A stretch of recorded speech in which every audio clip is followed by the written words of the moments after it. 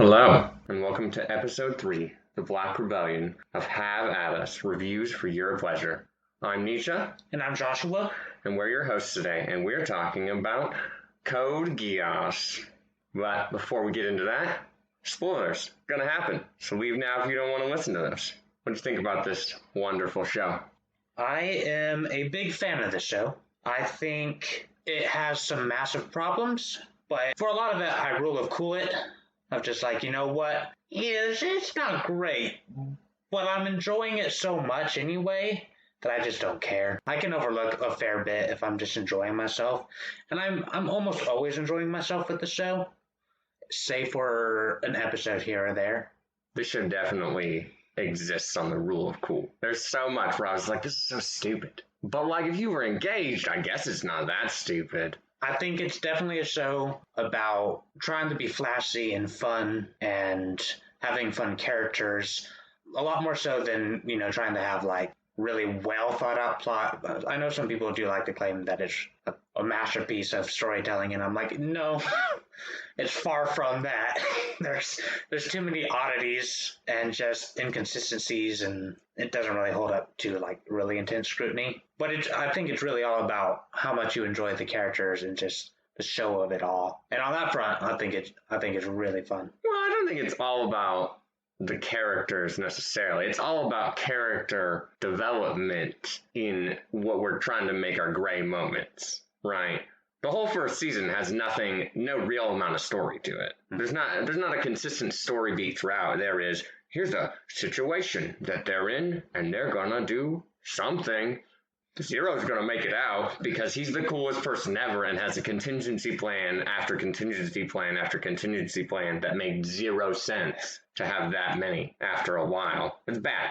But he's gonna be cool, he's gonna figure it out, and he's gonna get somewhere, and he's gonna have to figure out how to not get caught. How exciting. But there's not consistent story things, right? We don't bring very many things back. Everything in the beginning gets brought back in terms of the important things, but nothing else gets brought back. You have so many moments where it's like, okay. For the first season, it's especially like, okay, he's rebelling, and to do so, he needs a force. That makes sense. So he amasses a force, proves themselves, and then that's basically the story, right? Trying to keep rebelling.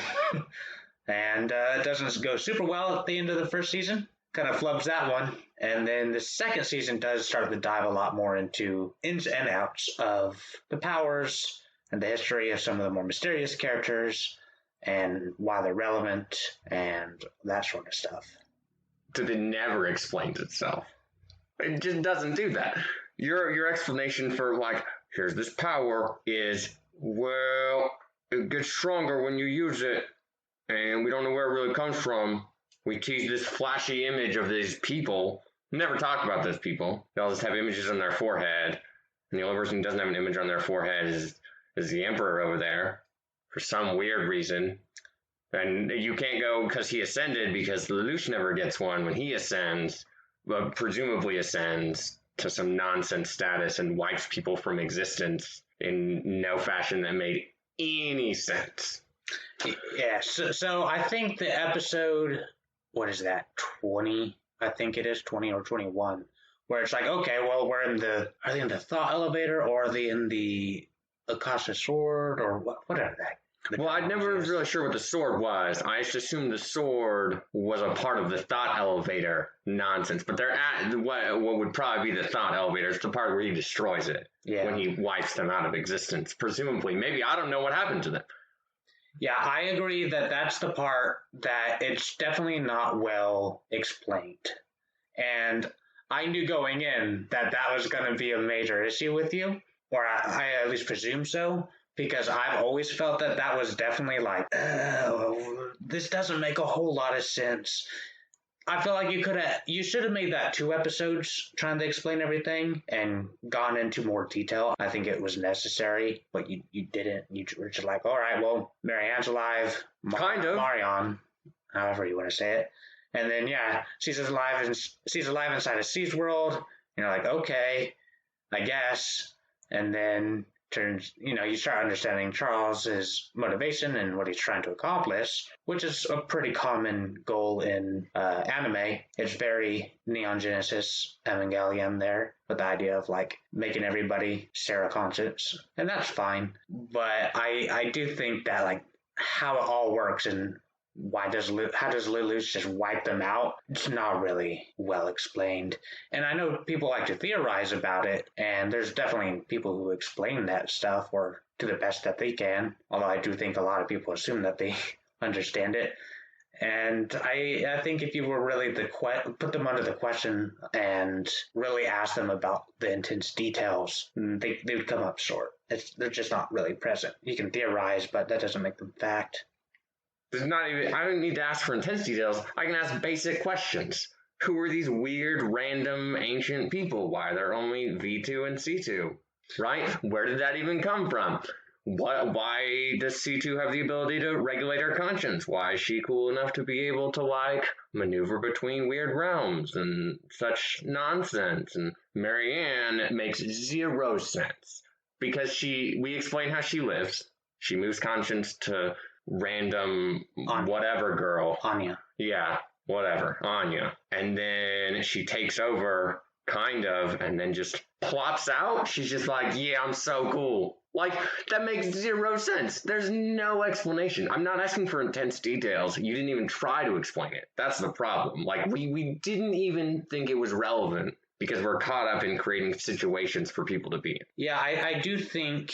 I mean, you see C2 converse with Marianne early on, even in season 1, that, it's revealed that's who she's speaking to. And so I always just assumed that she was in C's world regularly, and then she had some sort of control on when she could come back out and take over Anya's body. But who knows how often she did that, or if she ever did that, or if that's really where she was at. It's definitely like, oh, okay, it's just assumptions based on a conversation or conversations that happened. Yeah, but it never tries to explain anything about itself, right? Yeah. Which is a real problem when you've like teased it from the get-go and you're like, well, look how interesting this could be. The only saving grace of your show could have been, oh, wow, that was really interesting. That was a cool concept. That was unique. But it wasn't, because you didn't do anything with it. But it's not even like bad explanation like ergo proxy is bad explanation, right? But I can understand how ergo proxy works after I've read a couple paragraphs of someone being like, this is what all these things are actually talking about at the end. And I'm like, oh, I get it. Okay. Because ergo proxy is kind of nonsense for so long, though. But then it just, boom, here's your information drop right at the end. Boom. Did you catch those nonsense episodes that are actually really important? I didn't get that at all. Whereas this, I can't go, oh, okay, I just didn't get it because you explained it bad, or there's just nothing. There's legitimately nothing to go on. And that's like, okay, as a story-driven person, when you didn't do any real story, when your story is Lelouch rebelled and then eventually had some form of character development that's not anywhere put in thought or on screen. He just kind of changes to be the savior of the world in a nonsense fashion, because then you've just let nonsense chaos take over the world. That's how you saved the world. You let chaos take over the world. Okay. I mean, I think people interpret that very differently than you. Okay, but when you break it down, he has a universal government that he has running and is doing his thing with. And then suddenly there is nothing. There's just nothing anymore because he's dead. Mm-hmm. So chaos ensues. I think what happens is that those that were in charge before him, because he hasn't been in charge more than a few months, or a couple months, I think it's 2 months after he wins the Damocles, I think they go back to figuring it out, right? There's going to be people who are naturally already seen as leaders, and I think they'll be able to come in and have a lot of control. And I think that would be how most people interpret it. Yeah, I don't care how you interpreted it. What I care about is what the show tells me. And the show doesn't tell me anything. The show says chaos just happened, but he saved the world, I guess, because, he unified the people. Not really, but that's okay. I mean, he was a pretty hated figure universally. I think and that's what he wanted, right? That was his goal. Make everybody hate me. Mission accomplished. Not at the beginning, it's not his goal, though. No, that is not his Right, beginning. and you don't know where that change happens, right? Which is the problem with him and C2. There's a magical change point, and it's never discussed as to how that happens. There's no, for a show that's very focused on the characters, there's no development on that front, which is really questionable to me.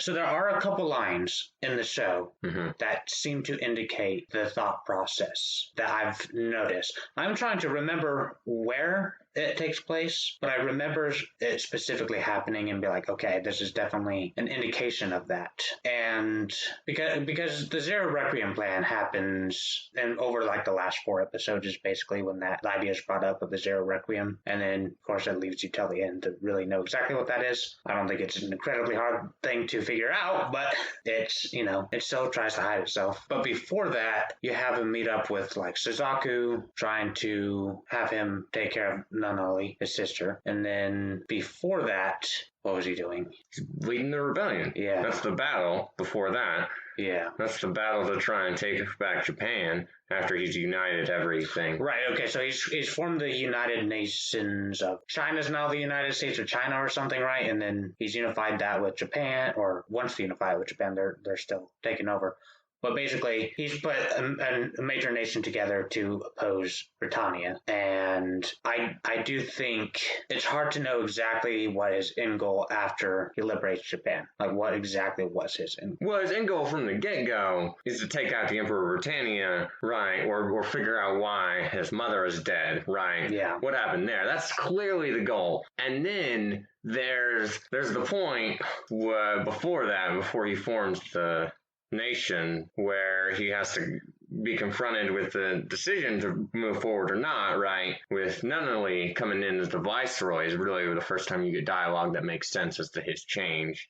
But the change has to have happened at some point. But the change being that he is now understand that he is in leadership and has a platform, and as a figure needs to push forward and make the world better, right? Because the hope of his sister still being saved is seemingly getting thinner and worse. But we kind of play that with him and C2 and her being like, you're going to have to deal with it. You're going to have to like confront her because she's going to be in the way. And he's like, bro, I'm going to throw a fit. And then magically he's over his fit. Because that's how it goes. She says reasonable things, he throws a fit, and then we move on. But he's magically just better. And then from there, after he's taken out the Emperor, there's just weird nonsense after weird nonsense. But you knew where it was going basically early on in season 1. You knew what was going to happen. If you didn't, I don't really know that we were watching the same show. You're saying that you knew he was going to die. I knew he was going to die, sure. And I knew he was going to die in a sacrificial manner to help the benefit of the whole. Yeah, I'm telling you, that's so clear. Yeah. It's not even like a questionable point. How the details got there, I could make up my own story, and it wouldn't matter, because you didn't tell me a real story here. So whatever. I do think it's pretty clear that he's not going to live at the end. Now, a lot of people theorize that he does not truly die there, or that he's killed, and that's what activates a code that he would receive from Charles, having killed Charles, and then he would come back and no longer have his power, but he would have a code and be immortal. You could say that. We also don't explain how Charles got there. So how Charles got there? What do you mean? How he got to the point of being immortal. Oh, but not really immortal. He killed V2. No, because he shoots himself before that, and V2 is still doing her thing. Oh, right. And then he takes V2's code, and then he says he's going to take C2's code. So you can't argue that V2 is the way that he gets immortality, which would have been fine. If you had done it that way, I would have said, well, it's kind of stupid, but I'll move on. You gave me an answer, which is more than you've done any point in this show. Right? So you can't, that's the problem, is there's no way to explain anything in this show, because it just doesn't ever give itself. They go into the order of the Geass order. They wipe it out. Yeah. They kill everybody. Good on them. Killed those kids. That's fine. Those kids were probably rats. But after that, Lelouch gets brought into the sort of Akasha or thought elevator, whatever place. Golden Cloud place. And I'm trying to remember. I want to say that he was brought in right after V2 was killed by Charles. That's how I remember this. So V2's on the ground. Yeah. Injured. He's already been brought in there. and his cool mech nonsense, right? And then they're in there talking, doing their thing for a little bit. We flash out, and then there's V2 and C2 talking, right? They're talking about nothing really, because it doesn't really matter. And then we flash back in, he shoots up the flare thing or whatever, which breaks whatever nonsense is there. Why it doesn't shatter the entirety of whatever, I don't know what's going on. But there's random glass that he has shot. Falls down. He is super cool and has refractions beyond refractions. I don't really know how that all worked exactly in that fashion, because I was already past the rule of cool, so it didn't matter. And then it makes it look like he's gonna, Charles is gonna kill himself. Nobody thought he was gonna kill himself. Clearly, he wasn't gonna die. Even after he shot himself, I was like, "You're not dead." And then we flash back out, and there's V2 and C2 talking more, and then V2 dies. Yeah, but is V2's code still there when C2 is talking to him? Well, if it explains itself, but it doesn't. You don't know that. That's a visual cue, though, because if the code's not there, and I don't remember, honestly, then it's easy to say. Because I think the general idea is that Charles lets the Geass work on him, right, because he's still susceptible at that time, and he does have to kill himself, so he shoots himself in the heart, and that's what would activate the code that he's taken as V2's dying. How is it a visual cue for him to have taken a code that's invisible? So the market was on V2's head, right? Yeah, but you can't say that that's the visual cue of the code. That's the code. You can't say that. That's not explained. That's not consistent, because Lelouch, being the entire inconsistency and the only other point that you can pull to, never gets the mark. So you can't argue that the weird wing mark is the code. Yeah, that is the code, though. You can't argue that. Okay, well, it is canonically the code. By Twitter account or what? By director, by explanation of the series, by... Where in the series does it explain that stuff? Clearly, I don't think they talk that much about the code. The code is not really brought up very often until the end. But it has been confirmed in later work and in complementary work that it's the code. It is common knowledge among the fan base, at least, that is the code. And if you have that mark, you cannot use Geass unless you're the sequel movie based on the retelling movies, in which case there are some weird anomalies. Anomalies. Good words. Are any of those words? They're all words. They're my words. So it is a code. So that would be the indicator. Okay, but you can't expect anyone to have understood that ever, right? If I am just watching the show, which is all I have done, you can't expect anyone to have understood that. That doesn't work. Right? I don't take that as a real explanation unless you're going to give it to me in the show, right? If you can't retroactively just decide that that's how it is, it's like Ruby, right? When they're like retroactively like, this character is like, a lesbian now. One, they weren't important when you retroactively said that. Two, I don't care. I don't care. You explain it in the show or you don't, right? Or in other material related, if I've read it or dealt with it, but I haven't. And so, no.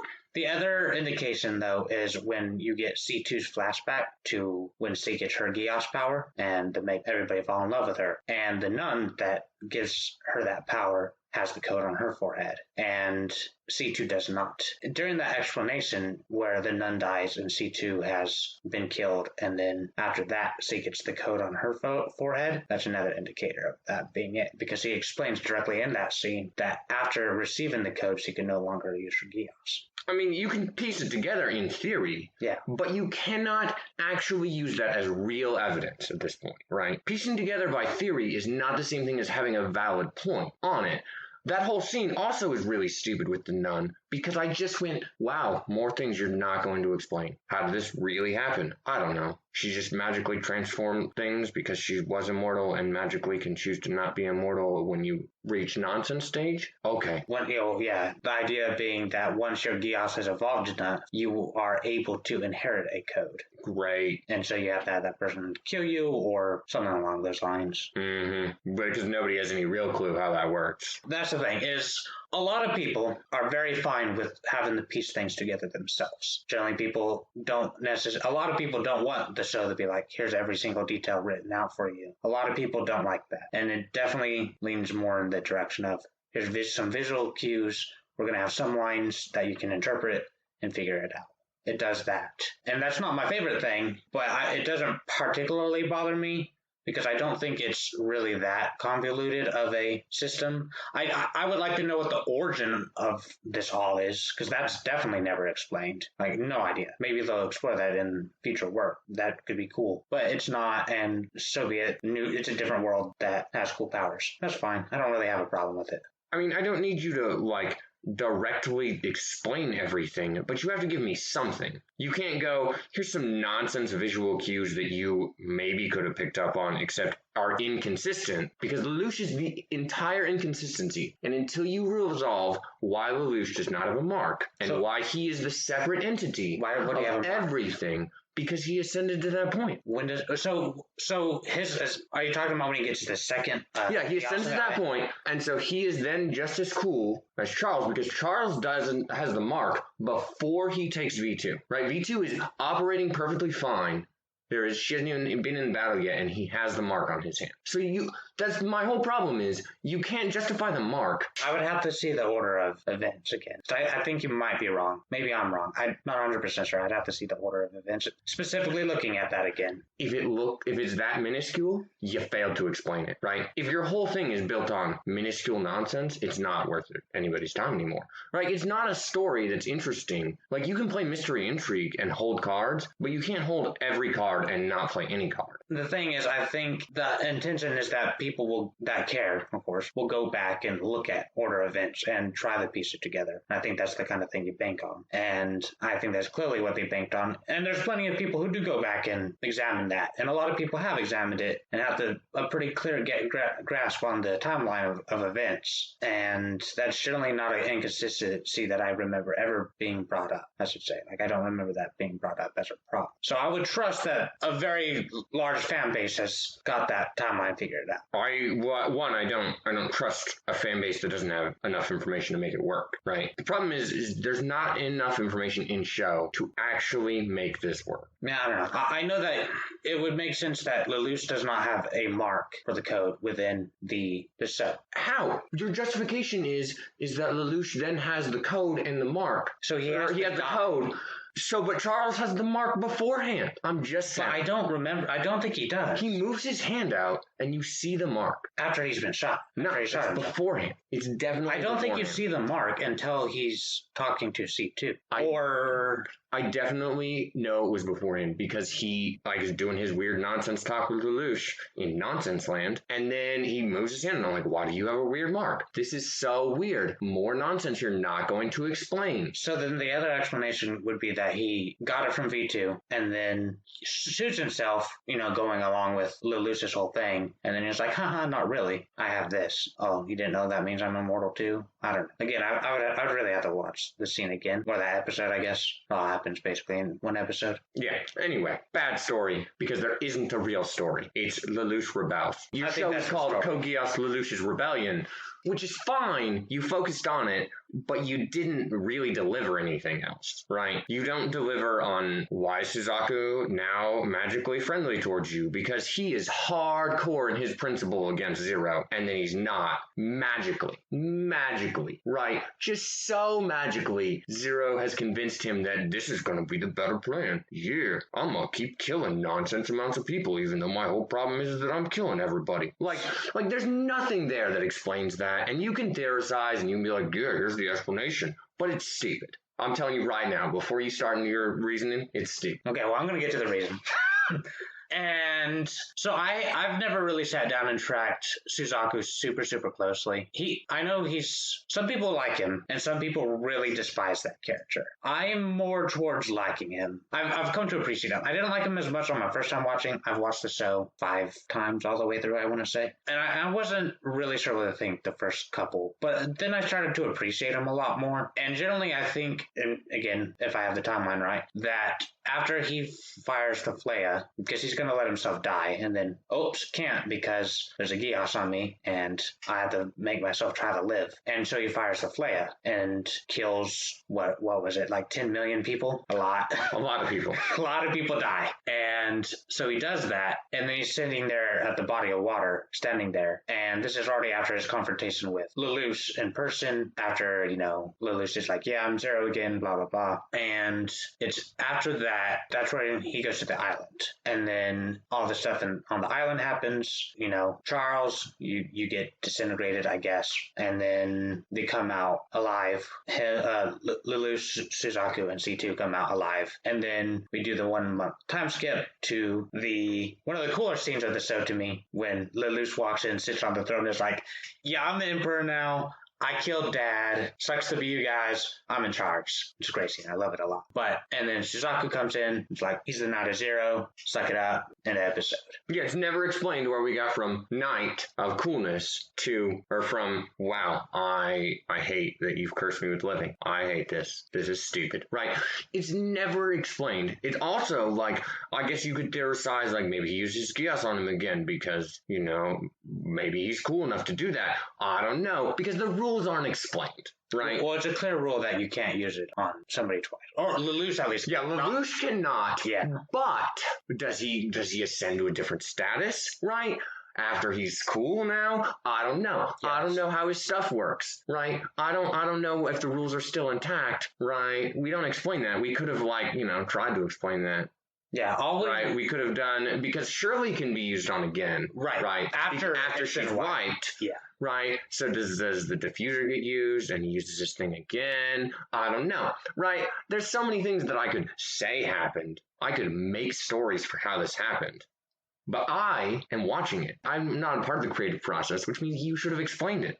See how that works? Well, we know that at the very least, he still has the same Geass when he's fighting Colin at the final showdown, using the same Geass of, Liv. And so we know that is still in place. Yeah, so that's my favorite thing about that, where he's fighting Colin, is that his mech blows up. You don't see him leave. Yeah, and he's magically fine. Jeremiah blows up twice. It's just fine. He lands on someone else's mech at the end, and no idea what's happening there. He uses his diffuser. We don't know what happened there. We have no idea what's going on. He's magically still fine, right? That's so ridiculous. Like, for a show that's dark, it's only dark towards people who are no-name, basically. Like, Shirley is your exception, and that's... Euphemia is also not this. She's not a no-name.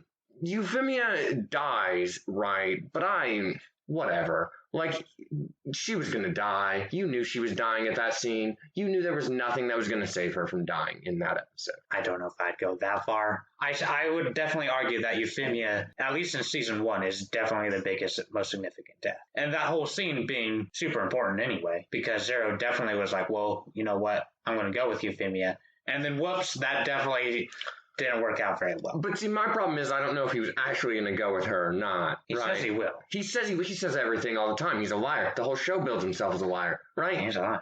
Like, the whole theme of the show is that he doesn't even know who he really is anymore. That's all mask nonsense, right? So, I definitely believe he was going to go with the plan there. Because he's too shocked, and he tries to stop himself, or he tries to get rid of the code after it goes off, and they were alone, so if he really was trying to kill her, or control her to kill all the Japanese people, then I don't think he would have tried to stop, or be like, whoa, kind of situation. It's not a question of, did he accidentally use his Geass on her? Yes.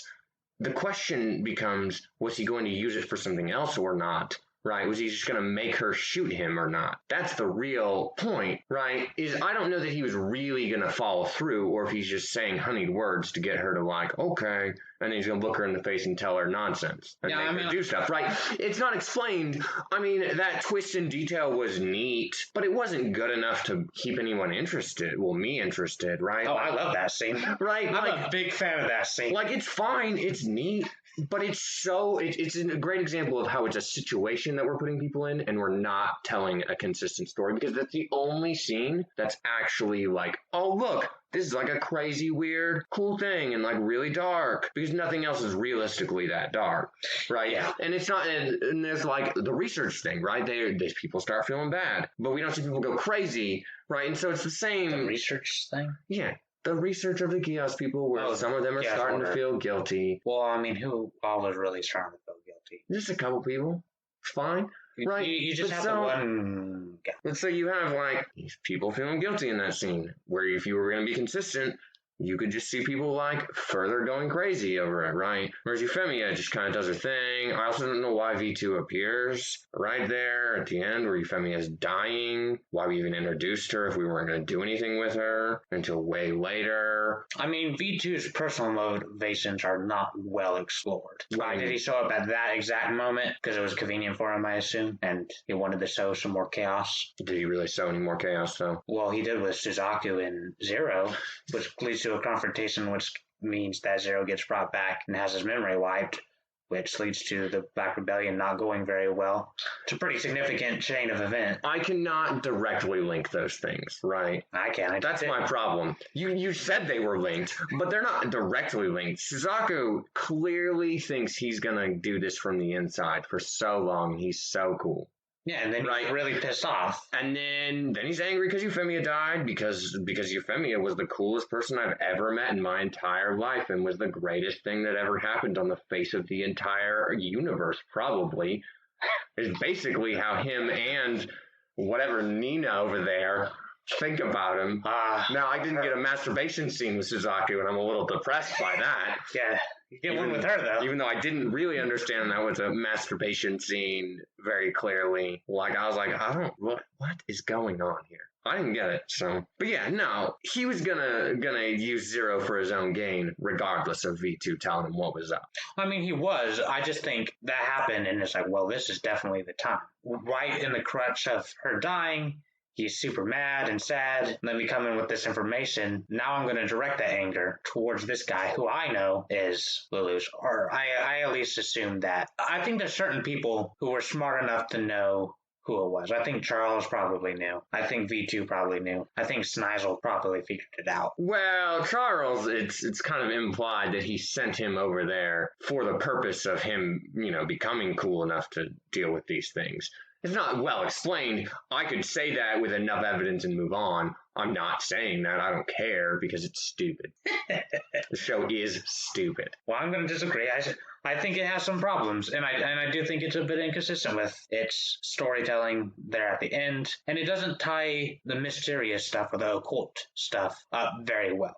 It doesn't. I think there's more to it than what you're saying, and I think most people feel that way, but... Then point it out in show. I'm not seeing where we're defending any of the points I've brought up. I mean, like I said, I would have to look at the timeline again. Probably should have paid more attention to it, but I didn't because I was never really... I've seen it, so I'm kind of like, okay, yep, I kind of know what's going to happen. I didn't really pay that much attention to the direct, this happens, order. But that's fine. We should probably move on to, since we keep bringing up characters without really talking about them. We should probably at least talk about major characters. Ooh, this is boring. Because he's so predictable. Right? How he's going to get out of situations is not predictable. But, you're going to get out of the situation because you're cool. How exciting. We tease, that you're going to get really dark, and then you never really do. You're really way, way more human than we teased you were going to be. How boring. I think he is a very human character, which is one of the things I like so much about him, is that he's not just a complete psychopath who enjoys murdering people. He does kill people, and those that he has no real connection to, he generally gets over their death pretty dang fast. The first time he orders all those people at the beginning to kill themselves, he kind of smiles, which is a really, really great cutaway for the first episode. It's really well done. And I would definitely, is a dark character in the sense that he kills a lot of people or leads a lot of people to death. He's very manipulative. He lies to a lot of people. He hides a lot of things. And he does a lot of really bad things. Now, sometimes, you could say for the greater good. He's not doing it for the greater good at the beginning. He's doing it for his own selfish motivations. Which is what I like, is that he starts off being like, you know what?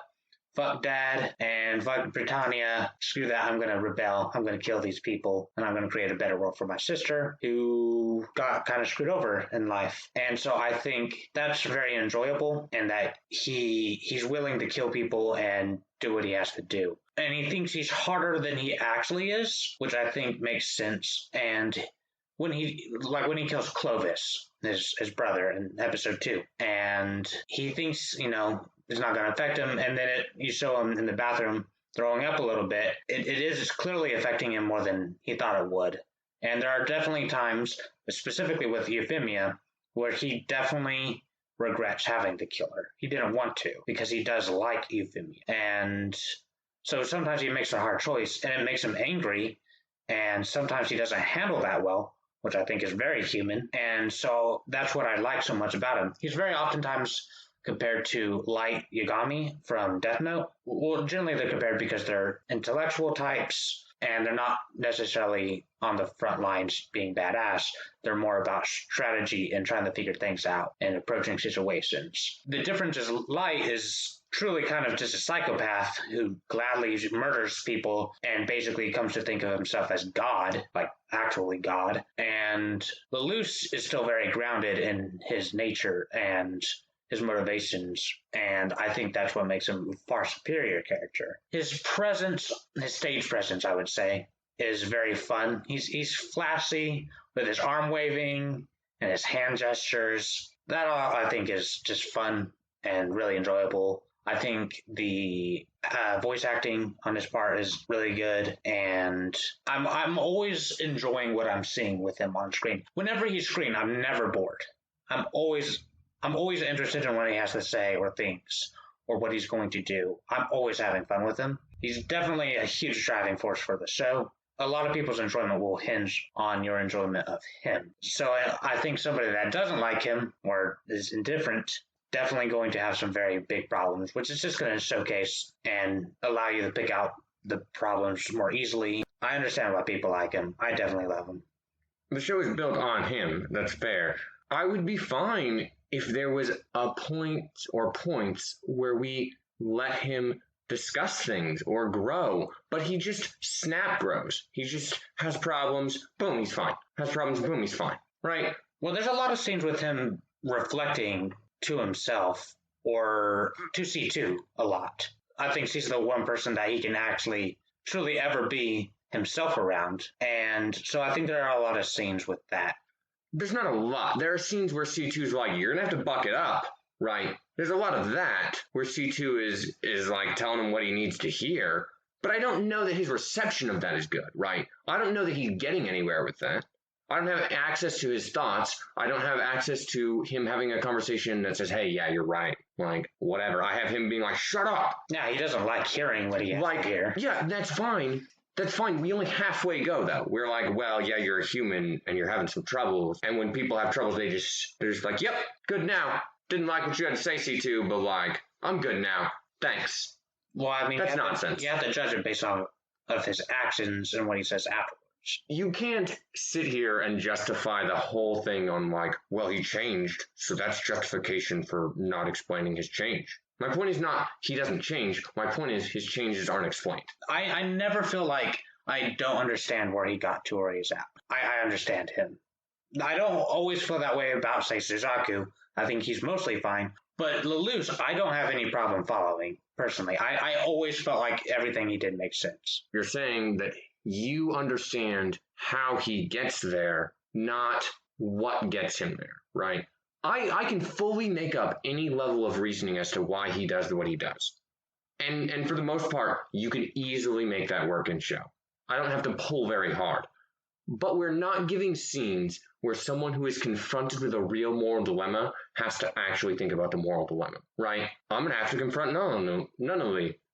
Oh, shut up, C2. That's your explanation for that? And he's just, okay, yep. And then he moves on and he does his thing. So a better example that's probably fresher is you get a little bit of him having to actually process things when he actually is in the same room with Nunnally at the end. And he's like, what do I do? Do I use my Geass? Right, I wanted that. But that's like the only scene where you get that. You don't ever really get that anywhere else. Right? It's very unique to that scene. He like thinks of other things, but he doesn't think about them as moral dilemmas. Right? He's like, what do I do here in this situation? And half of those scenes are ruined because he's like, oh, what do I do in this situation? Oh, look, I executed this plan that I clearly had to have had planned out way beforehand, but I acted like I didn't know what this plan was. I don't think that scenario really happens that frequently. I think oftentimes he expects things to go better for them, and then they generally don't because you can't predict absolutely everything. And then he has a lot of close calls that he gets saved from, but often it's not like he always had complete control over the situation. In the early episodes, he does a little bit better when he's new and can shock everybody, and they don't really know how to handle him. But once you start getting people who are intelligent, like Cornelia, his sister, then he doesn't do as well, and he actually has to try a lot harder. And sometimes he has plans, and sometimes his plans work, sometimes his plans don't work, and sometimes he achieves some level of victory, but not the level of victory he was actually looking for. And so I don't really think it's a big problem.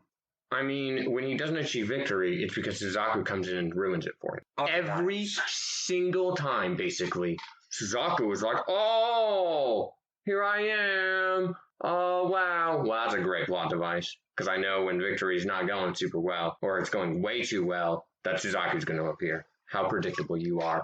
How exciting. You did the same plot device 16 times. Oh, wow. If you really counted it out, I don't think it would be out. He eventually learns that Suzaku is the pilot of the White Knight. And then he fails to kill him. Again, another moral dilemma that he never really thinks about. He just fails to act and then moves on. Well, he wanted to get him on his side. Yeah, why did you try twice and then fail? Why didn't you just kill him? Because you can't make real decisions. But I can't know that because you don't give me a scene that's like, you know what? I'm going to stand by my principle and I'm not going to kill my first friend. Okay, I'll move on. But I don't get those things. I get, well, if I just shoehorn my ideas in here, he's fine. Right? I can't choose for him what he thinks and feels. So the second time he tries to recruit him, and then Snizel interrupts. And that's like a completely different surprise and like isn't accounted for. And then they're on the island, wash ashore, right? Which the way that they get out, I'm like, that they did that awfully fast. Suzaku's also just a god mode when it comes to anything about speed, so he can do whatever, I guess. That's whatever, I can get over that. But then they're on an island. Suzaku's clearly a superior fighter than Zero, so it's not like he can just be like, I'm just going to go and beat him up. He can't. And so you have to escape. And these things happen over multiple episodes. And it's only 25 episodes. I think it's generally pretty consistent. And they're like, okay, yeah. Suzaku interrupts a few times at the beginning. We figure out it's him. We try to recruit him. Doesn't go well. We got on an island. Euphemia dies. Now we have this massive thing going down with the Japanese rebelling. I have to lead that, and a bunch of things happen. So I don't really think it's actually that big of a deal. When he finds out that Suzaku is the White Knight nonsense, he lets them all stand there and do nothing because he can't make the decision. Yeah, because he's shocked. Right? And then he never goes back to the tactics of like, I studied the data and I did these things. It's a situation, right? We put this situation here because we want you to feel shocked about him being shocked, right? It's situations. It's not a story. It's situations. I agree, it's situations, but I don't think the situations are poorly done. I think those are all done pretty well for the most part. They're done fine until they're basically just predictable, right? Details are not predictable. Like the show handles details being like, oh, I didn't expect that, how that we would get here. But if I know we're going from A to B, I don't need you to tell me how I get from A to B. Well, if I already have decided that we're at B, I don't care how we got to B. I'd rather us magically be at E because you wrote something better than that. See, I don't really care if I can guess where we're going. That's not... The details are what's interesting to me. The lack of them? Well, the details of how we get there, I think, are generally well done, and I enjoy all of that. Are there massive plot points that are fairly predictable? Sure. But I don't think that's a big deal. I don't think that was something that they were generally trying to hide, or if they were, they clearly didn't do a great job of hiding it. But again, I mean, I went into the show already knowing basically what was going to happen anyway. I knew the ending of the show before I ever watched it. So be it. So I can't really say how well I would have predicted it. I don't generally try to predict things. I just kind of let things unfold and enjoy it moment to moment. I'm not trying to predict it, but when it's that boringly predictable, like, I don't know what to tell you. I'm not engaged in anything else. We don't present the show in a way where for me to be engaged in anything but characters, and the only good character is Lloyd. The only good character is Lloyd. Well, let's talk about Lloyd. And Lloyd's great because Lloyd is consistent. His voice acting, also the best voice acting in the show. It's so good. It's really fun. Right? That voice acting, like nasally weird noise thing, is used a lot, and it's generally used wrong because it's not for a character that's going to be good. Mm-hmm. But his deal, I was like, nah, you nailed it. That's exactly what you should be doing right now. And he has his priorities straight. He knows what he's doing. It's not whatever his counterpart is, Rakshika or whatever, who's just magically better than everybody. Because she's running circles around them in their puny little sad science departments. Right? Where she's the same, like, yeah, it's all about results. But she only says that. I don't really see that. Right? She's not nearly as right. prevalent. But he is like, nah. Lloyd is actually like a decently large character to the show. He's a side character, but he is large and important for Suzaku and progression of science against the Black Rebellion, and is generally a very entertaining character. I do like Lloyd a lot. He's very fun. And you can kind of tie Cecile, his partner, in with him as a duo, and they counteract each other very well. Their scenes are generally always good. They're funny. And one of the things I actually really like about him is that even at the end, when Suzaku and Lelouch take over the throne and the Seat of Zero, Lloyd's just over here like, yup, whatever. I'll join you. Yeah, except it's implied that he has had the Geass used on him. No, it's not. It's definitely implied. Where does it happen? Because there's the whole scene where they're walking away, and they're like, oh man, don't you wonder if maybe we had the Geass used on us? Right? And then there's clear contradictory information where they clearly would have known. Well, that's something. More of a philosophical question he asks. It's never shown that he has a Geass on him. Ever. It's never shown. It's just implied. I didn't say it was shown. I said it was implied that they were told to cooperate. Yeah, I don't think that's true at all. I don't think that was an implication. It was more of him just asking. It's an implication. And then going off of his actions afterwards, like he wasn't like cut up or mad about it. Like he was like, yeah, I basically know where this is going. I really don't think he was ever tampered with. I think he very much was like, whatever, I'm going to roll with this. I like Suzaku, and Cecile's just going to do it because I think C cares about Suzaku. Not like romantically, but like wants to watch out for him. And so I think them being there made complete sense. And Lloyd makes it pretty clear that he's not above doing awful things for the sake of his own progression of science. And I don't think it would have ever been necessary to change him. Like, okay, you're in it. Great. I trust you. Suzaku here trusts you. Let's do it. I don't understand why we're leveling inconsistent reasoning here, is my problem, right? We can say, well, there's not enough details, so I'm going to make my own little thing here. And then I'm like, well, here's some details. And you're like, no! What details were weird there? What details were weird where? With what I said. What was I saying that was... My problem is that you're like, well, no, it doesn't work. It just can't work. Like, there's no reason for that. And I'm like, well... All I said was it was implied, and we acted like I wrote it on the book of life over here or something. Right, but anyway, irrelevant, because this is not going to go anywhere. Lloyd's a good character. That's what's relevant. Cecile is whatever. She's not a good character. She's just there as filler to make him a good character. And that's fine. Right, because most of her individual points are, yeah, just about Suzaku. And I'm like, well, great. You have bad taste in caring for people. Be better. Cecile, you suck. Not really. She doesn't suck. C2 is fine. Until she's not, basically. She's very like light switch status. She's like, well, I'm good. I'm the voice of reason. I'm being cool. I'm having these small amounts of development in sly fashion. And then there's like, no, full on development. I'm so cool. I moved on. Or like, oh, now I don't have anything. I'm just boring. She's good or she's bad. She's not in between. Which makes her a mediocre character. I'm a big fan of C2 also. Yeah, because I'm clearly a massive fan. Well, I'm saying among the characters, I like... Oh, okay. Lelouch a lot. Okay. C2, I also like quite a bit. Mm-hmm. If I was ever to say I had an OTP, that would be it. Just to let you know. That's your OTP? Yeah. No. Him and Colin. No. Way better option. Wow. Way better option. That's a pretty heated debate within the community. No. Is those two being...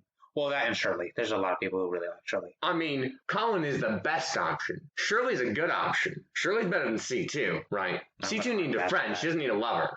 That's the problem. C2 needs a friend. Well, she did need a friend, and then I think it developed past friendship. Well, I don't ever know that they're actually friends, because that's not very well done either, because that's the theme of the show, in my opinion, is not well done.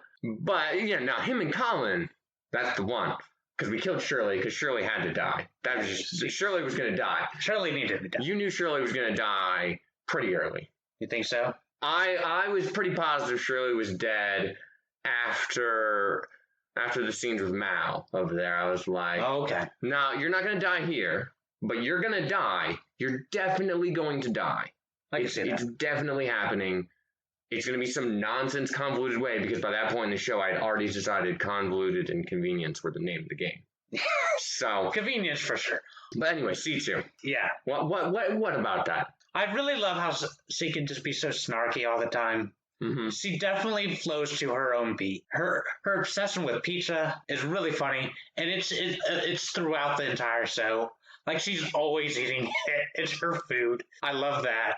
And I think it's really funny that they actually use Pizza Hut as an actual place in it. It's some funny advertising to me. But then she's got her stuffed animal. Yeah, cheese curd thing is what I decided it was. I don't know that's what it's supposed to be, but it's a cheese I do think thing. It's supposed to be like a cheese curd. And it's funny because she actually goes out of her way sometimes to go back and get that. Yep. Like, hold on, I forgot something. And then you see her again, and that's what she got. And you're like, okay, I really love that. I think it's really funny. And at the same time, I really like that she can ground Lelouch when he's erratic and doesn't want to hear it. She's perfectly willing to say what he needs to hear, whatever. Just the way that she's like, yeah, I'll join you. You're going to do awful things? Whatever. I've done awful things. That's fine. I'm not a good person at all. It's not like she's any better as a moral integrity. She's definitely got some massive issues. And so I think as a combination, they work really well together. And their interactions I always really like. And I like the way she interacts with, like, Colin. And she always floats her superiority over her. It's like, yeah, but I know. And you don't. Well, she has a lot of fun teasing Colin. She has a lot of fun being, like, flirtatious and being like, yeah, but you know, yeah, my rear is better than yours. Basically, that's the whole point of the show right there. And so I'm always on board with her. I think she's really fun. I think she has a pretty tragic past. Is like she's a slave, and then she gets, taken in by the nuns. She gets this power. Several hundred years before the beginning of the show.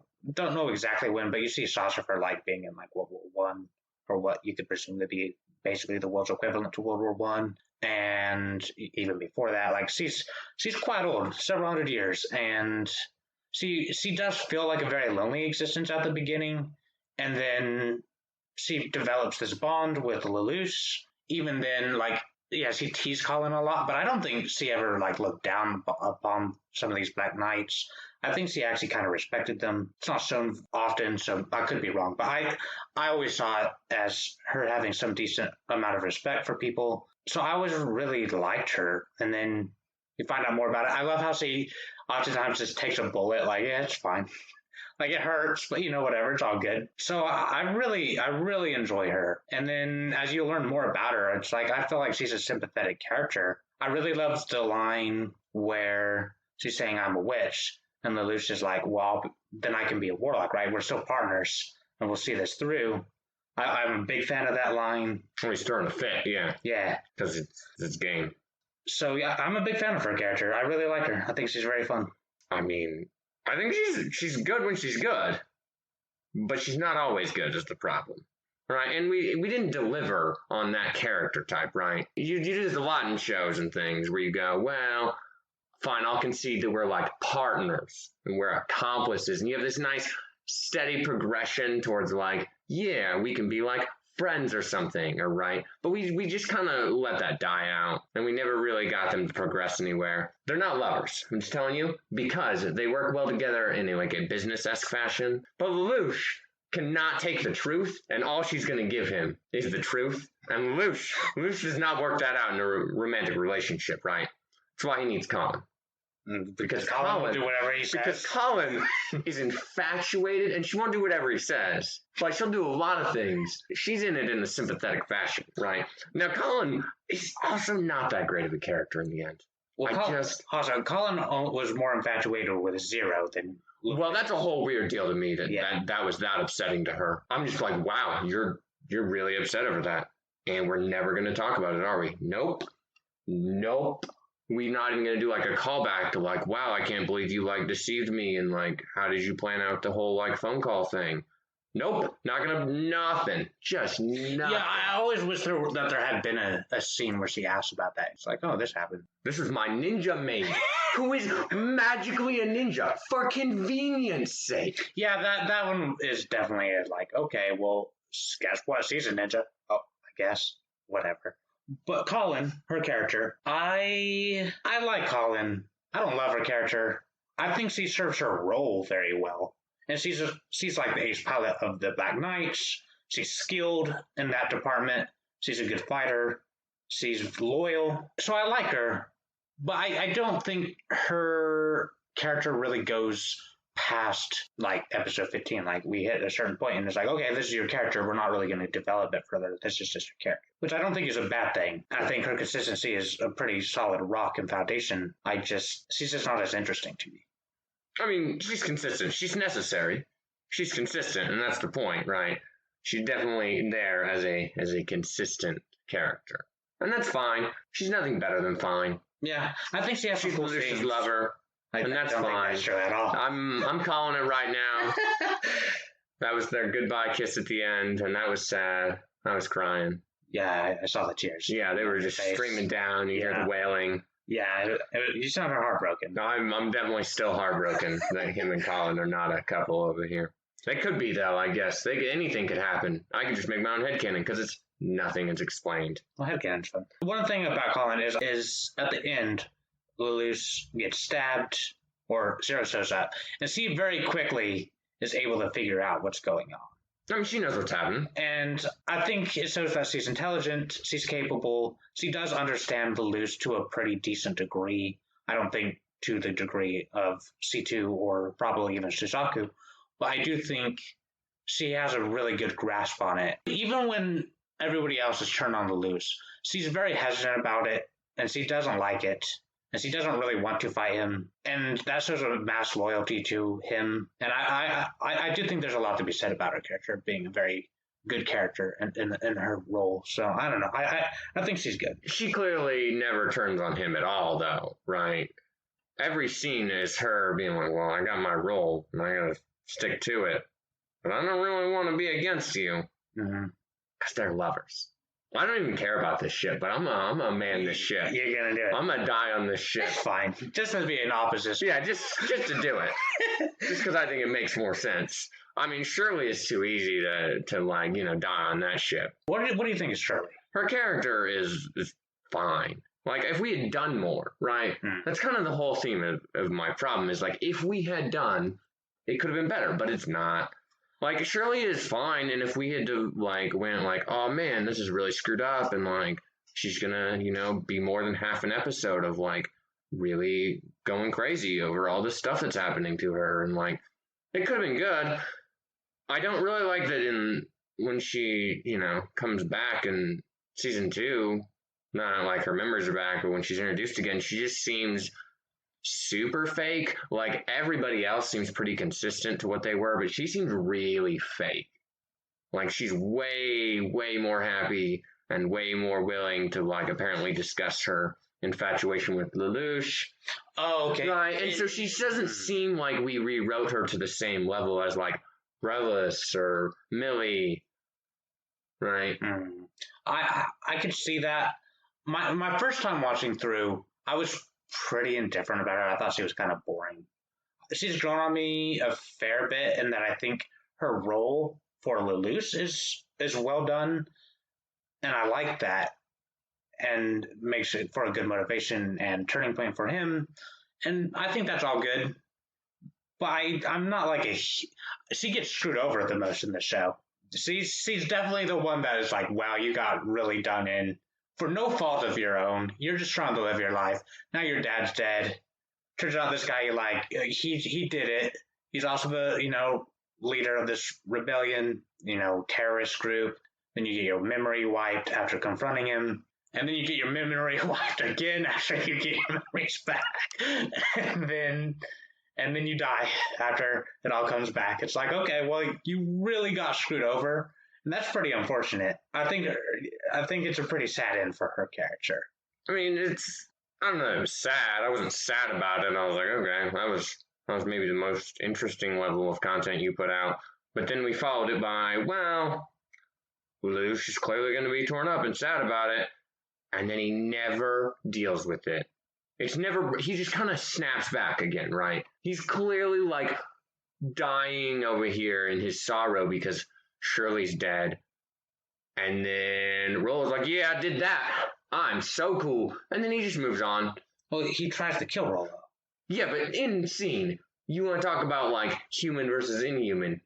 Your friend just died and like things were starting to kind of get somewhere and you were trying to figure that out and then she's dead and you're just like wailing and then her murderer walks up and you have enough rationale to be inhuman about that? To act it up and as a way to get back at him? Yeah, I think it's fine. It's not consistent. It's him throwing a fit, magically not throwing a fit, right? He does it all the time. Anyway. But yeah, I don't feel like there's much to be said about Shirley. Yeah, I mean, that's really all there is. You get like Euphemia, who is the character you love. I just don't really care. Like, I don't know what Nina magically loves about her. And Suzaku, I go, what in the world do you see in this woman? I don't know what she sees in you either. Also, the whole scene where she's like, I command you to love me. Are you for real? Are you for real, woman? He's in the middle of combat. Also, why do you get away with everything, Euphemia? She's just like, she really does. I can do whatever I want. I think she's another character where she grew on me more after a couple watches. I actually like her a lot more now. I actually think she's a really good character. She makes a really good counter to Lelouch. And I think she makes a good pairing with Suzaku, and that they're pretty similar people in many ways. I always thought their relationship made a lot of sense from the get-go. It's pretty good. And I think she definitely is another character that kind of gets done over pretty awfully and by accident. And that's pretty sad. And then you kind of have to play it up and be like, yep, well, I killed her. That was all my plan. And I actually appreciate that Lelouch later on doesn't try to like excuse himself for it. He's like, yeah, I killed her and that's it. That's that. Like, it's in the past. I did it. And I think that's pretty cool. She's clearly a nice person. She wants the betterment of people. That's her interest goals. And she's smart, but she's not like some of her siblings who are clearly smarter than her and more capable than her. But she definitely tries to persevere and do her own thing and follow her path. And I really like that about her. And she really did want to do better for the Japanese people, or, the 11s. And, was a worthy cause. And so I have a lot of positivity towards her character. She's genuine, and that's nice. But, like, she kind of turns into, like, a sheepish character. Whereas her introduction is, like, her, like, standing up and, like, walking into the battlefield and being like, whoa, hey, guys, yeah, as the princess, not happening anymore. Knock your nonsense off. And then that never returns, really. She does things, but her, like, headstrong, like, I'm standing up for the weak people nonsense doesn't happen, right? She kind of sheepishly stands up for the people, and that works because she has power, and that's fine. Well, I don't think she does well around, like, the media or being heavily asked questions. And she's kind of unsure of her position because her older sister is the viceroy, and she's just the sub-viceroy, and so she doesn't know if she should overstep that bound. And she knows that Cornelia probably isn't going to agree with her. So I think there's some of that, like, hesitation to do it. But eventually she does it, which I think in that case it's a matter of actions speak louder than words. So. Yeah, she's not great. What do you think of her sister, though, Cornelia? Cornelia's fine. Cornelia's flat. She just kind of is there, and she hates people, and she does her thing, and she's magically skilled. And then her and Guilford are, like, doing their weirdness, which I'm never really sure what's going on with them. I have a problem that Guilford lives. I'm like, why couldn't you have just died? I don't know how you lived. It's another one of those things where it's like, oh, you lived somehow. Not going to tell me how you survived. Yeah, he clearly dies on screen, but that whole scene with the bomb, Nanoli definitely died. You can't tell me a decoy plane. Great, there's a decoy plane. You still showed me her on screen getting murdered by a bomb. Like, I don't care if you had just not shown it and said, oh, there was a decoy plane. I would go, okay, you know what? That's kind of stupid, but whatever. I don't have evidence in the show to be like, no, she's dead. Yeah, okay. I do think that that's one of the more big problems with that I have, actually, is that these definitely show characters being dead, and then they're not actually dead. And they do it, it's a cheap pull, and they do it a little too often. They do it with everybody. Valletta, oh yeah, look at that, you're so cool. And then connected with her, Olgi, or whatever his stupid name is. You got 4 knives into your body and are bleeding and you're falling off a cliff and she grabs you and then the next time I see you, you're both perfectly dang fine. Yeah. Would you please at any point explain anything that is going on in this show? No? Okay. Yeah, that's another one where it's like, why? They definitely, I think, needed to show more, especially when it comes to characters and events. Or just not make it convoluted. I mean, I think there's way too big of a cast anyway. I think we definitely could have cut down some of these characters or killed them off to make it more significant. Otherwise, because if you're a named character, you're probably surviving outside of a couple. Like, there's a couple deaths, right? But most people make it through to the end. I mean, I can only think of 3 people who die. 3? Mm-hmm. What 3 is that? There's Shirley. Yeah. And then there's Yuffie. Yeah. And Mao. Mao's killed off screen. Well, no, he's shot right there. C2 shoots him in the neck. That's shot off screen. There's a cut. And then the door setting. And then you get the silencer sound. Oh, okay. You don't, because there's no blood. You see her put the... she kills him. He's still killed off screen. Yeah. Right? We set up for his killing. But yeah, which is a good scene with her, right? She can do it. She can stand up and go, man, I can handle it, right? Yeah. Which is good. Mao is stupid though. Like if it didn't make 0 sense, it'd be fine. But like his whole recording thing is like, we clearly showcased that the dialogue happened when he was really young, like right at the start. Mm-hmm. And then he's magically got this recording with her, and he plays it. He recorded that nonsense like then? Like what happened there? Yeah, right. And then what happened is not clear.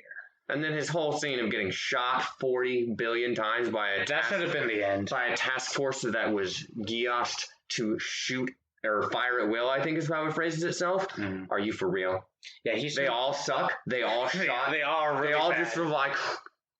The police suck. Okay. There are really bad shots. And I that's my biggest problem with Mao, is that you shouldn't have come back for that 3rd episode. You should have died in the 2nd episode, and that would have been a much cleaner character for himself. Now, I do think that it works out for a good scene for C2 when C kills him, but that's really the only good thing that comes out of it. Otherwise you find, or he reveals that Suzaku killed his own father. I mean, it's fine. We could have revealed that in any other fashion. Yeah, that didn't need to be done that way. So, yeah, I think that was sloppy, and that's one of the 2 episodes from the 1st season that I'm not particularly fond of. Well, there's only 2 good episodes in the 1st season. 1 and 2. Those are good episodes. And. Although, to go back to Cornelia, I think she's a good counterpoint for... Like, she's a good obstacle. She serves that for a while. Then she kind of gets relegated to the side after she's beaten. And then magically reappears later for convenience sake. I mean, it's clearly for convenience, but I don't have a problem with that. It doesn't bother me. Nunnally is a big, important character, I suppose. I mean, she's kind of important.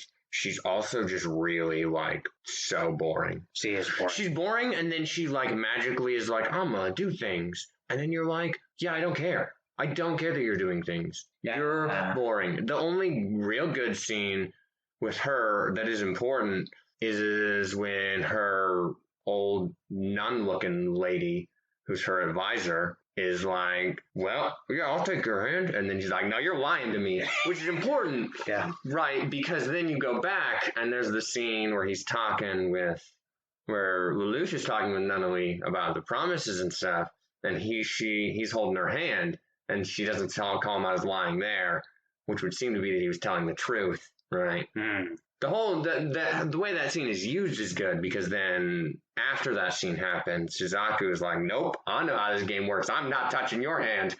Ooh, yeah. You thought no, which is really not good on his part because now she knows you're lying. Yeah. Stupid. There was no way to win that without lying, so. Or without telling the truth. Don't be a liar. Yeah. Something that Susaka doesn't like being. But I think Nunnally is very boring in season 1. Okay, you're basically just a sweet sister who got screwed over, sure. You're blind, you're in a wheelchair because you're crippled from your legs are messed up. And that's unfortunate. But yes, he is very much just like the sweet girl kind of character. And it's not until season 2 that she kind of starts getting her own moments. And I like how she stands up to Lelouch at the end and is like, you've done a lot of bad things.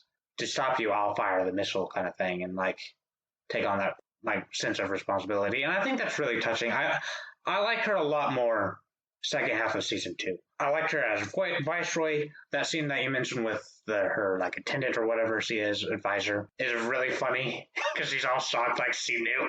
It's really good. And I think her powers of deduction are pretty strong. First season, she sucks. I like her a fair bit more in season 2. Nah, she's just another piece on the board. She's not very exciting. Like, I mean, she asserts herself, and that's fine, but she never seemed like someone who wouldn't assert herself. She's had no scenes to do that in. Yeah. Nunnally is not very exciting. She's also very gullible. She just gets easily manipulated. Yeah. And I'm like, okay, great. All the royal people suck. And they manipulate people. They're bad people. I'm surprised. Almost like that's a thing with them. Yeah, no, it is what it is. What do you think about the student council? Well, Millie's the only other character who could almost be a good character. Oh, really? You like Millie? Yeah, I like her a lot. Okay. She is consistently like, man, I don't know what's happening. Right? It's the only point where I can be like, oh, I have to be engaged and pay attention to you. Because you are going to do things. You're not going to sit here and be like, oh, look, here's the script. Walk forward. Okay. How exciting. Glad you walked forward. Glad you do what you're supposed to do. Because it's basically most characters. Millie's a funny... She's another one that kind of likes just to do her own thing. And create kind of chaos in school. Because she's the granddaughter of the principal. And she's the student council president. And in Japan... that means you are magically like the king of the school, or queen in her case. And can do whatever she wants. So she uses that to her own desires pretty frequently. Generally, it's kind of funny. And it provides the more human backdrop for Lelouch's character with the student council. And she's clearly intelligent and observant and understanding. And she learns a lot about these people in the council, and she doesn't like reveal all their secrets. Like she says specifically that I like to learn information about you, but I'm not going to go reveal it all. And it never shows her doing so. And I think that's really cool. And she's a fun character, but ultimately I kind of feel like she's just a side character that's fine and she does well, but I mean, she's a side character, but she has a personality. She's not Rilis or whatever. I don't remember his name. Rivals? It's a weird one. Because he's just kind of not relevant, and he's kind of just stupid. And then Nina is just kind of stupid. She doesn't need to be there. There's no real point to her being there. Anyone could have done that. Anyone could have developed the bomb, which is what we do for Nina. Like, she has crazy experience. She's smarter. She's a genius in her own way of, like, nuclear power, I guess. I guess it's not really nuclear, whatever the hell it is. Well, it is nuclear because when she's talking about how it's basically on a molecular level and the nucleus and all that. Yeah. And Lloyd's over there like, okay. Because I'm here for my fiance, who then magically is not my fiance at some point in the show and never explains she's magically not. Well, there's like a line.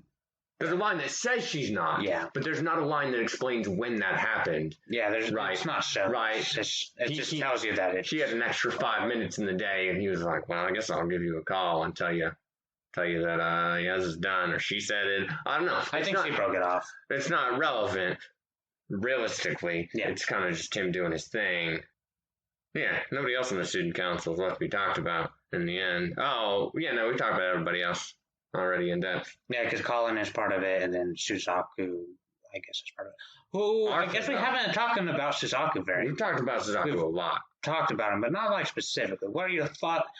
I'm guessing you don't like him, but maybe I'm wrong. I don't care.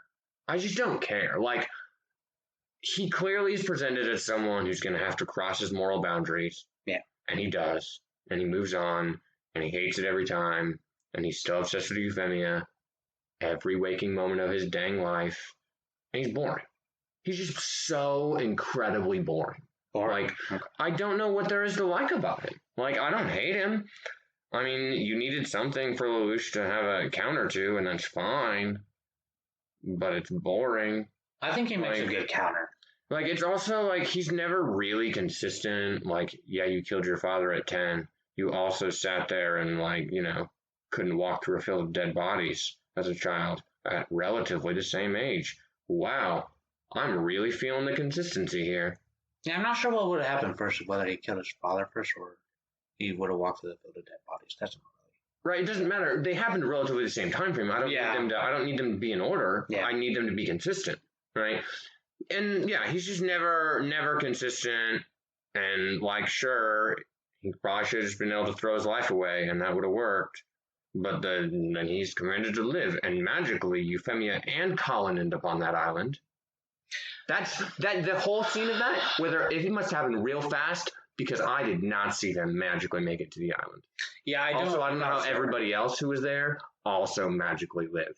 Because, like, Research Girl is there, and whatever leader of the Four Knights guy. Yeah, everybody is there, and then they're not there, even though we were just going to, like, bombard this into a crater. And it's just, yeah, that was nonsense. But yeah, Suzaku, the whole cat thing with Suzaku also was super stupid. Like, once, right? As like okay, you're with Euphemia, it's kind of a cute little scene, the cat hates you. Okay. And then every time. Yeah, the cat just ends up following him and being kind of this partner to him. Only when he's on school property. The cat doesn't want to leave school property. Well, it shows him the cat base with him, or at the Britannian base when he's around. Doesn't? I don't remember. Yeah. I wasn't there. And then at the very end, when Suzaku's dead, it shows the cat staring at his gravestone, which is, it's a smart cat. But I think the biting thing is done a lot, is at the beginning at least, and it's a little played up.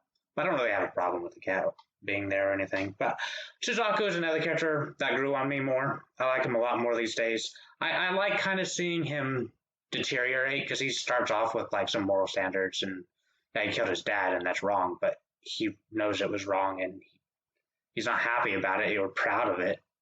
And his ideology of like, I'm going to change from the inside, the empire, is nice. And, paper, I don't know how it would work out super well, but, at least you're trying. And I like that. I think a lot of people have a problem with him because he's always messing Lelouch up. And it's like, well, he is the foil, so that makes sense. Yeah, I don't have a problem with him on that front. I have a problem more so with how it's written, right? If you want to change the system from the inside, that's fine. But I have no idea that that's even possible until season 2. Mm-hmm. So you spend an entire thing where I just think you're idealistic and leading a stupid cause, because I have no clue that there's actually a game plan here. But there was. I'm just never told about it until way later. Yeah, the Knights of the Round are never mentioned until season 2. I don't know what these knights are until he mentions it. He's like, yeah, I want to be a knight. Also, why are you the 7th knight? Right? Yeah, the only one that seems to actually matter is the one. Well, I just don't, because it clearly seemed to be like these knights were put in order for some weird reason, and then he's the 7th, but then there's 10, and yeah, because whatever. I think there's 12 seats. I think it said. Yeah, I think there was 12 or 14 or something. Yeah, it was nonsense. We didn't even look at them all. I really wish we had developed some of the knights, because I think a lot of them have some really cool designs and some fun ideas and some different mechs. I think we could have done a lot with them. Now, that would have also just created a lot of unnecessary screen time, so I get why you didn't.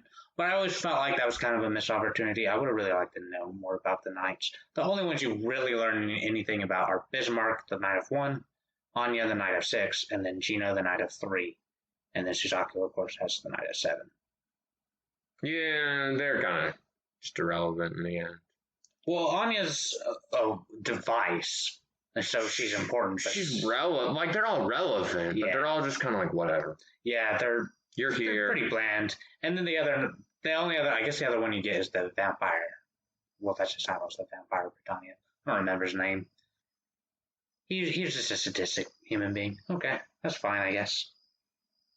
Don't really feel much about him either way. And then, yeah, after that, I mean, that's a lot of the main characters. I guess you got like Snizel is an important character. Important, but I don't feel like he's there very often. He's there way at the end, and it's fine. He's basically every other royal member. Not good. He shows up when Lelouch has to give the Geass to Suzaku to live. And he shows up, and he's clearly intelligent. I mean, it always says, of course, Lelouch can never beat him in chess. That was also like 8 years ago, so Lelouch would have been like 10. So that would have been pretty impressive, seeing as how Snizel's clearly a much older sibling. It's the second prince. And Lelouch is 17th. Yeah. And Nunui is 87th. Yeah, it's a really big jump. It would, like, well, at least for Lyman Throne. I don't know how many, like, is Cornelia a higher line? Yeah, she's the second princess, right? Right, she's the second princess, but what does that mean as far as, like, actually inheritance number-wise? I don't know. Well, so clearly the males are, well, not clearly. My assumption is because they're British, even though they're taking over America. They're the British people. And so your males would be first. Yeah. So Lelouch is 17th. Like, there's a lot of men in between him. Yeah, Odysseus is the number one. And then, so Cornelia being the second princess means she's probably pretty far up there. She's probably not too far behind Lelouch in the end. But I don't know, because 87 is a big number. But anyway, yeah he's just another royal family member. He does his thing. Well, he provides the final confrontation of the series. And that's fine. And shows himself to be the most intelligent of the royal family outside of Lelouch, at least. And at least in terms of like manipulation and tactical bearing on things. He's not like developing the bomb kind of intelligent, but he's very good at reading people. And you see that just from his introduction where he's talking to Cecile. And he can immediately get her on his side, basically. Doesn't go super well because he stands up to him a little bit. But in general, you see him being very quickly able to get into a room and get on people's good side. So he's very good at that. He's a politician. Yeah, Woo-hoo. A very good one. Honestly, I feel like he's fine as an antagonist. I don't think the antagonists of the show, either him or Charles, which I would say are the two main ones, are particularly interesting. I think the more part of the show would be Suzaku's rivalry, confrontations, whatever you want to call it, with Lelouch as being a much more important driving force for that. And then after that, I mean, you get some characters that are kind of important, but not really, like the Chinese people, the Empress and the guy, Li, whatever. Yeah, he's the dying kid, whatever his name is, whatever. He was boring. Yeah. I was like, you're good. You were around too long for introducing the you're about to die. Like, that's really ridiculous. And that's cool. Whatever. Now, Kaguya. Yeah. Oh, yeah. Kaguya. She's a good one. Because she knows. She knows what she is. She knows how to play the game. And she's funny. She's Suzaku's cousin. Which isn't, I mean, it's brought up like once and it's not really important. But, you know, she's an important family member of major families in Japan before they were conquered. Yeah, that's why she's, important and protected. Yeah. But yeah, no, she's good. But then her friend, eyebrow girl, the Empress. Empress eyebrows being like rockets ahead of her eyes is something. But she's boring. But Kaguya's good. She knew what was up. I like Kaguya. She was a pretty. She's on Millie's level. They can be together. Okay. That's pretty decent, I guess. So, Well, yeah, then you get Jeremiah and Violetta together, I That is guess. orange to you? Orange, yeah. You get Orange and Violetta, because I want her name to be Violetetta, and it's not. It's just not that. Yeah. I mean, she's the most visually appealing character. She's also boring. Like, I don't know why she's alive either. She gets shot, and it's reasonable that you got shot by a high school girl who's never shot a gun and you lived. That's fine. I can take that. But you got shot, you had things collapse on you, and you're still alive, seemingly at least 12 hours later. Really? Yeah, You lost a lot of blood. We don't You really lost know a how much lot time. of blood, but it's daytime when he finds her, so it's at least the next day. Yeah, I don't know what time of night the operation was happening. I mean, it's probably at least round about 12 hours later. I don't know. But also, she was shot, bleeding, bled out for. Let's give benefit of the doubt. She bleeds out for 2 hours. Let's just benefit of the doubt. Max, she bleeds out 2 hours. This That's kid, pretty significant. this kid comes out and he magically saves her life. He carries her back and saves her life. She still has enough ability to talk. So irrelevant. But her and Jeremiah were just plot armor status over there all the way because they just lived through everything. And Jeremiah is like magical, like, oh, that's those kids you are? I would love to follow you now. Okay. Great. You liked her. Great. I don't know why. Yeah. I don't know anything about it. She was cool, I guess, because everybody liked her. But, like, I do think his reasoning was kind of loose for, oh, yeah, I'll follow. Now, that's definitely one of the cases where I acknowledge it's a problem, but I really like him joining. I really love his interaction with Lelouch afterwards, of just this, like, super loyal guy. This guy's been through all kinds of crap. I think it's a pretty funny character, in a way. I enjoy his presence, and I think he's actually pretty popular, but I think he's definitely a problem from a more objective standpoint. I'm like, his presence doesn't make a lot of sense, but I enjoy it anyway. He's fine as a character in situations, right? He's funny in situations, right? But he's not relevant enough to the story in terms of how it's written to make it worth my time. And plot armor that's that thick is a little much. It's pretty crazy. Right, like, it's just a little too much. Now, I really like, and you pointed it out, when, after he's joined Lelouch, and then he gets the call from him on the screen, and Lelouch still has him as Orange. I think that's hilarious. It's super funny. It's super funny. He really just kind of embraces it, and then at the end, he's on an orange farm, and like, you've just accepted it. Like, this is who I am. Well, someone calls him Orange, don't they? And he's like, yeah, I am Orange. Like, he just full on. It's good. It's really funny. I like that a lot. And at least, like, it's not the most well done, but it plays the payoff I enjoy enough that I'm like, you know what? So be it. He's fine in situations. Yeah, he's just not fine in grand context of the story. Valletta, she's one of the few characters that's, like, black or dark skin. I'm not really sure on nationality. Well, I just assume that she's an exceptionally tan. Oh, I don't know. Woman. I don't know. That always stood out to me. Like, you're like the one character. Rakshika or whatever. Oh yeah, well she's Indian, so I guess that. Is she Indian? Yeah, she's Indian. Was that pointed out? Yeah. She's from the Indian, so that made sense. But yeah, it's most. Well, I mean, not that I care either way, but like, I think she has a cool design. I agree. Her silver hair is really cool. It's just really long. Well, everybody's really long. Yeah, but her character itself, it's fine. It serves a purpose. Her and Ogie is stupid. It's stupid. Okay. That's definitely one where I definitely go, this isn't really done super well. But I don't really care one way or the other. It doesn't bother me. Ogie's stupid. I feel like he wasn't utilized well enough. He just seems like a betrayer from the beginning, though. Like, from the get-go. He questions a lot, but he's still the one who initially is like, no, we need to follow this guy. I mean, there's several key points where he decides to keep it going, but he's already not. He's there for his benefit. He's not there like Colin is there. Colin is there because she is full in on the cause. Yeah. Right? He's not there because he's full in on the cause anymore. He's there because this is his only option. Yeah. Right? I can kind of get that.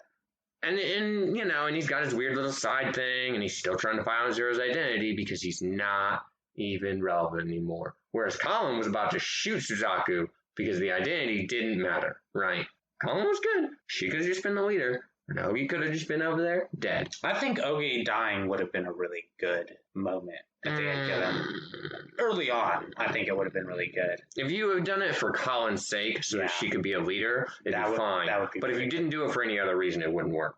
But, it is what it is. He's definitely one of the characters where it's like, I don't have anything against you, but you don't add a whole lot to this show. You're another name that doesn't really need to be there. And so be it. Well, his betrayal. That is important. Where he just, plays it up. Like, he just plays right into the enemy hands because he's so short-sighted. What's interesting is in the recap films is that's actually rewritten a little bit, where he's not as, immediately oh, screw this guy. It's a lot more he's a lot more loyal in it, and he just wants to ask questions and give Zero the chance to defend himself. Whereas they don't really do that. You just assume he's guilty in the show.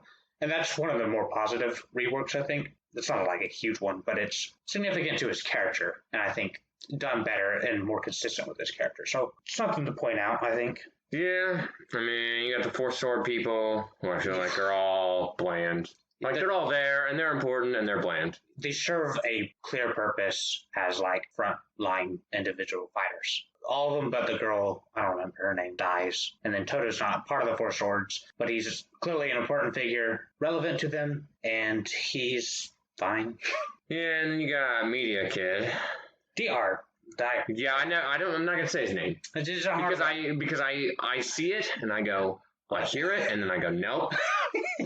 Yeah, it's Media Man over there was not very enjoyable. He was just kind of overly obsessed with journalism with no real reason. Could you imagine that all journalists today were like this, man, though? That'd be some good stuff. It'd be really crazy. That'd be some good coverage of some things. Yeah. I admire his tenacity as an individual to follow his craft. I mean, he's a betrayer, but you should know that from the start. He betrayed Britannia. He's clearly willing to betray people for his own interests and story. I don't think it's wrong. He serves a decent function. He's kind of the spy master or intelligence division leader of the Black Knights. And it's cool that he's an actual Britannian and as that role, which is pretty neat. I like that it does show some diversity of origin.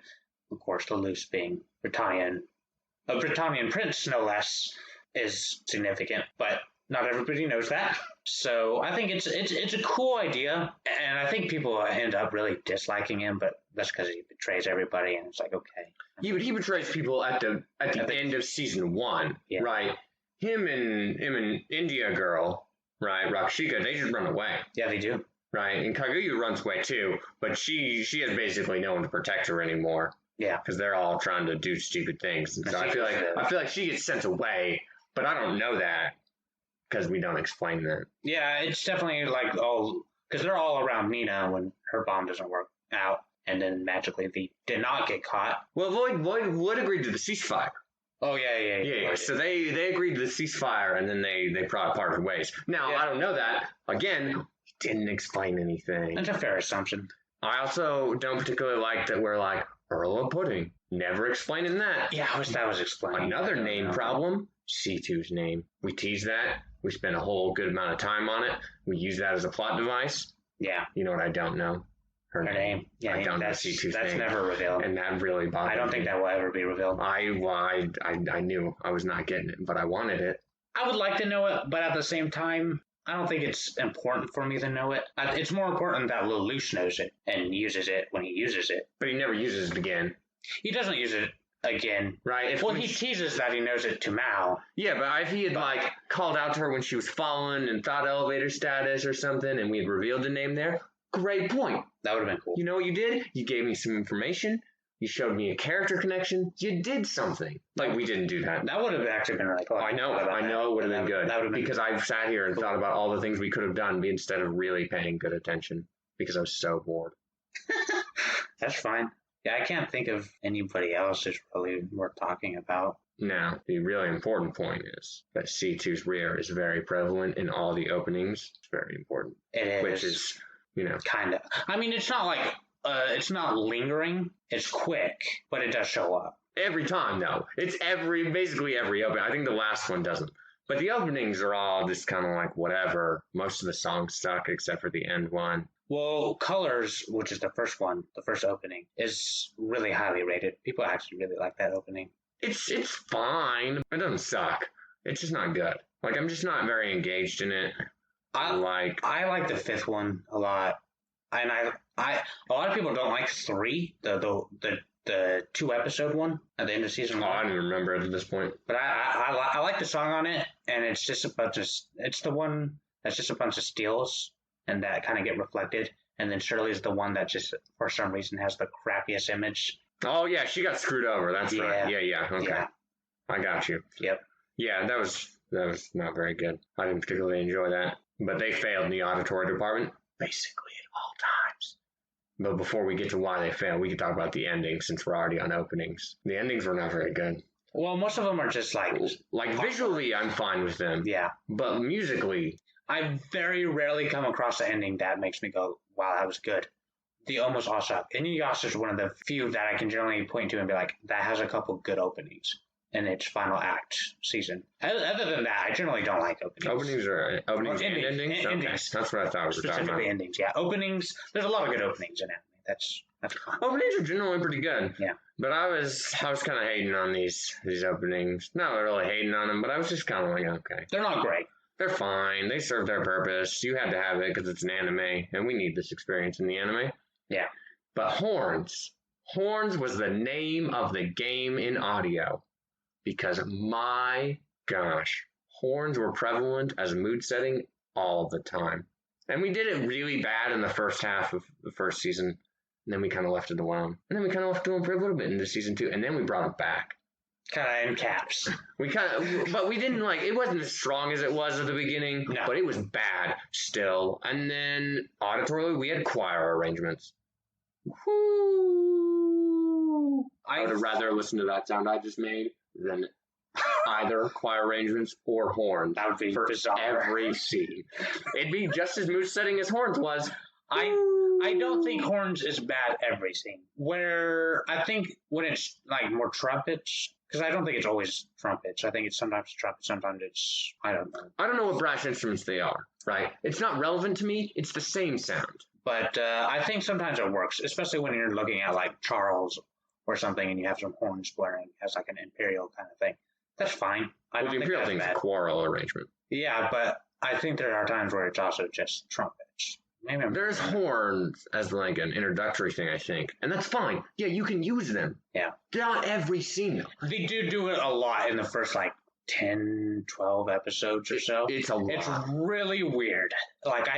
Everything has this horn arrangement. And yeah, it is very bad. Says the person who didn't notice until I pointed it out. Well, you said it, and then I did start paying attention to it. Yeah, it's so bad. And it's I don't know. It was never something that bothered me until it was pointed out, but I'm also not someone who pays a lot of attention to the background music unless it's brought up. Not necessarily that I think it's always good. I only notice the good stuff, but generally it has to be super prevalent for me to notice. The very ending scene has its music, which I think you said you didn't like. I don't think. Oh yeah, it was a weird high pitched voice, is what it was. Yeah. It didn't really make me feel any form of anything, right? There was no mood setting to it, which is what it needed to be. It needed to end cap the show at the climax of it, and it didn't do that for me, right? I feel like a great example is Final Fantasy VIII when we end that and we have our songs playing. Yeah. Right? And it fits the mood really well, and I'm engaged, and I'm like, oh yeah, gotta be invested right now. I was clearly way more invested in that. Oh yeah. But the music there, I think, is handled really well, right? Whereas music is not always handled well at endings. It's often not. Final Fantasy is also notorious isn't a good word, but is very beloved for its music in general. Well, it's a hard thing to compare to, where it's that's also an excellent series for. Well, that's not what I wasn't sitting there man, Final Fantasy did this better. But I was this isn't very good as an ending theme. Yeah. I think it's fine. As a song, it seemed fine, but it didn't seem fine as a end cap to the show, right? Music has to be used appropriately for mood setting in a show, I see. right? Otherwise, it's fine. Horns are fine. They're just not fine for every scene. Yeah, I mean, the horns are the most excessive thing. I think the final song is, I don't have a problem with it. I think it fits pretty okay. I've seen that scene so many fucking times. And I never have a problem with it. I'm like, okay, yeah, this works. And outside of that, I think the Imperial theme's fitting. It's not amazing. It's not like the Star Wars Imperial theme, which is probably the better Imperial theme, as from what I can think of like a cultural thing that people would know. But in general, the music in the show isn't exceptional. I don't really care that much. It's not something that affects me very much, unless it's just super bad. And the horns I was able to ignore, so whatever. As an auditory person, it bothered me a lot. Like, story writing was clearly bad, objectively so. There's no defense of that, and I don't know how you would defend that. You can try if you want. I don't. For the story itself, I don't. I'm not going to try. It has a lot of problems. But the dialogue writing is good in very key points, right? There's the opening deal where Lelouch is asked about why he moved the king first, and he says if the king doesn't lead, then who are the troops supposed to follow, or something like that. Right, and that's a really good deal. It's very good foreshadowing for when we get to the final episode of the season, and then he abandons them, doesn't really abandon them, but he leaves the field, and the troops have no one to follow, and Media Man comments on it, and that whole like theme was done really well. Yeah, because then he brings it back up right at the very end. Of the series, yeah. At the series, but also in those battles. Yeah. Because he is leading, right? He's the one who goes out there and does the calculations for, disarming the nuclear bomb. Basically what it is. Yeah. Right, and he leads in, he goes in, he's the one at the top, right? He leads the charge. And so it's very good writing on that part. Yeah. Right, and then the other good line, what's the other good line in the beginning? The one I like, I don't know if this is the one you're talking about, is the only ones who should kill are those who are prepared to die. Yeah, I feel like that was a good deal because he backs that up and we call that back in the end. Yeah. We don't back that up as well as the leadership theme, but that was the best thing about this show, realistically, was how well you handled the leadership theme on that specific front in those specific moments. That was good. Then the only other really good dialogue scene, in my opinion, was Shirley and Suzaku are talking after she's decided that Lelouch is all right. When she dies? Right before she dies. Okay, yeah. And he's like, I can't forgive him. He's done so many bad things or whatever, right? Yeah. Or like, and she's like, it's not a matter of you can't forgive. It's that you're choosing not to, right? I feel like that is a nice little nugget of truth we just shoved in here, right? That we kind of just blew over. A word of wisdom from her. But yeah, no, I mean, it's a very accurate thing, right? Yeah. I think that's a very good point, and we could have lingered on that and had a good discussion about it, but we didn't. We just kind of moved on and said, well, Shirley has a good line. Bye. You're dead. I think the dialogue writing in the show is good. I don't think it's generally exceptional. I think there are more moments. I think those are all good moments. I think there are more good moments than that. I think generally conversations are generally well done. Maybe not for some of the really minor characters like student council. Some of the conversations are kind of just whatever. But I generally think if it's important, it's generally written well enough. And I think some of the characters can be pretty witty with their conversation and banter. When Kaguya meets Zero for the first time, that's a really fun one where she's like, I'm an angel of victory.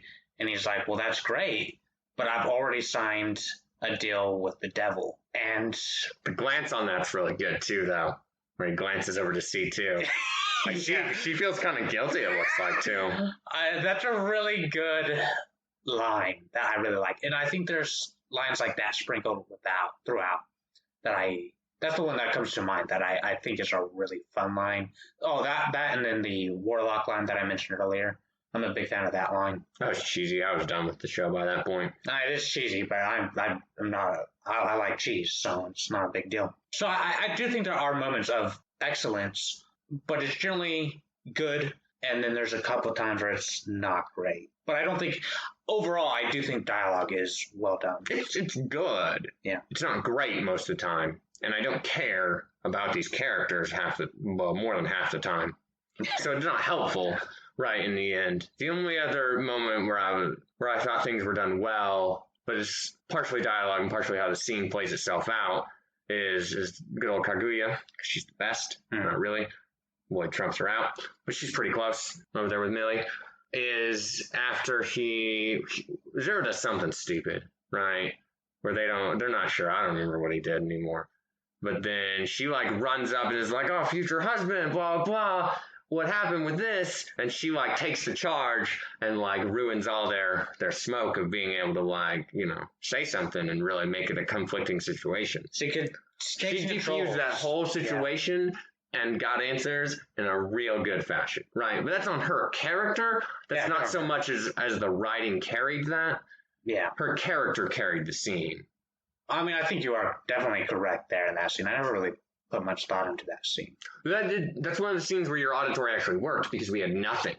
We had nothing and we let the tension sit, which was really good, right? We handled that scene really well. In terms of everything, because our cuts were really good and people were kind of angry, and you're like, oh, this is gonna be a good scene where we're gonna get some real tension, and then she just goes, boom, no tension for you. Handled that situation, right? It was something where we set up something that could have been predictable, but we did something better with, right? And fine, if you had done that more often in the show, you could have had a good show. Yeah, I will say that the technique, because it's obviously used before, of having no music is a really powerful device. And I'm always curious why shows, not just this show, but basically everything, whether that be video games or movies or television, anime, cartoons, whatever. It's something that I think could be utilized more. And I'm curious if people are afraid to do that or if they're afraid of overusing it. It's a high risk deal, I think. I think we're afraid to deal with it. It's a very high risk deal because if you fail to do it well, then it's really going to be apparent. Whereas if I just put some mood music in there and like it just doesn't do great, but it's still there. I still communicated what I needed to without the risk. Yeah. It's kind of like I know in a good old soccer match that I've seen or it was just a clip where this guy gets a penalty shot at the goal and he runs it up and he just kind of taps it in there, right? Which is a technique that people use. But it failed, right? And because normally your goalie would jump off, right, trying to predict, but he didn't. He can take the bait, and so then he was there and he caught it. And people were like, "Wow, that was so stupid. That was awful," right? That'd be the no music thing. He'd be like, "Oh, wow, that was really stupid." Whereas if he tried and the goalie had blocked it, people would have been like, okay, good skill on both sides, I guess. It takes a good deal where you really have to know how to utilize your music well, and most people really kind of are not exceptional at it. I'll tell you, Jeff Williams, who does a lot of the music in Ruby, does a lot, at least the lyrical music, and then Alex Abrams is his other kind of counterpart who does a lot of the music that's not lyrical and mood-setting music and scenes and stuff. Wonderful. They do really great at it, which is partially my enjoyment of that show. Right? Is that all their stuff is really on point and works really well in show. But most people don't achieve that status. Like I don't know of another show that achieves the status of like being that good. I mean, in this show clearly did not do great at most of it. They did good sometimes. Yeah. Rarely. They did good sometimes. Yeah, I mean, I feel like most shows generally have at least a couple moments that are fine. I mean, most shows have some point where auditory was pretty simple to figure out and get it done.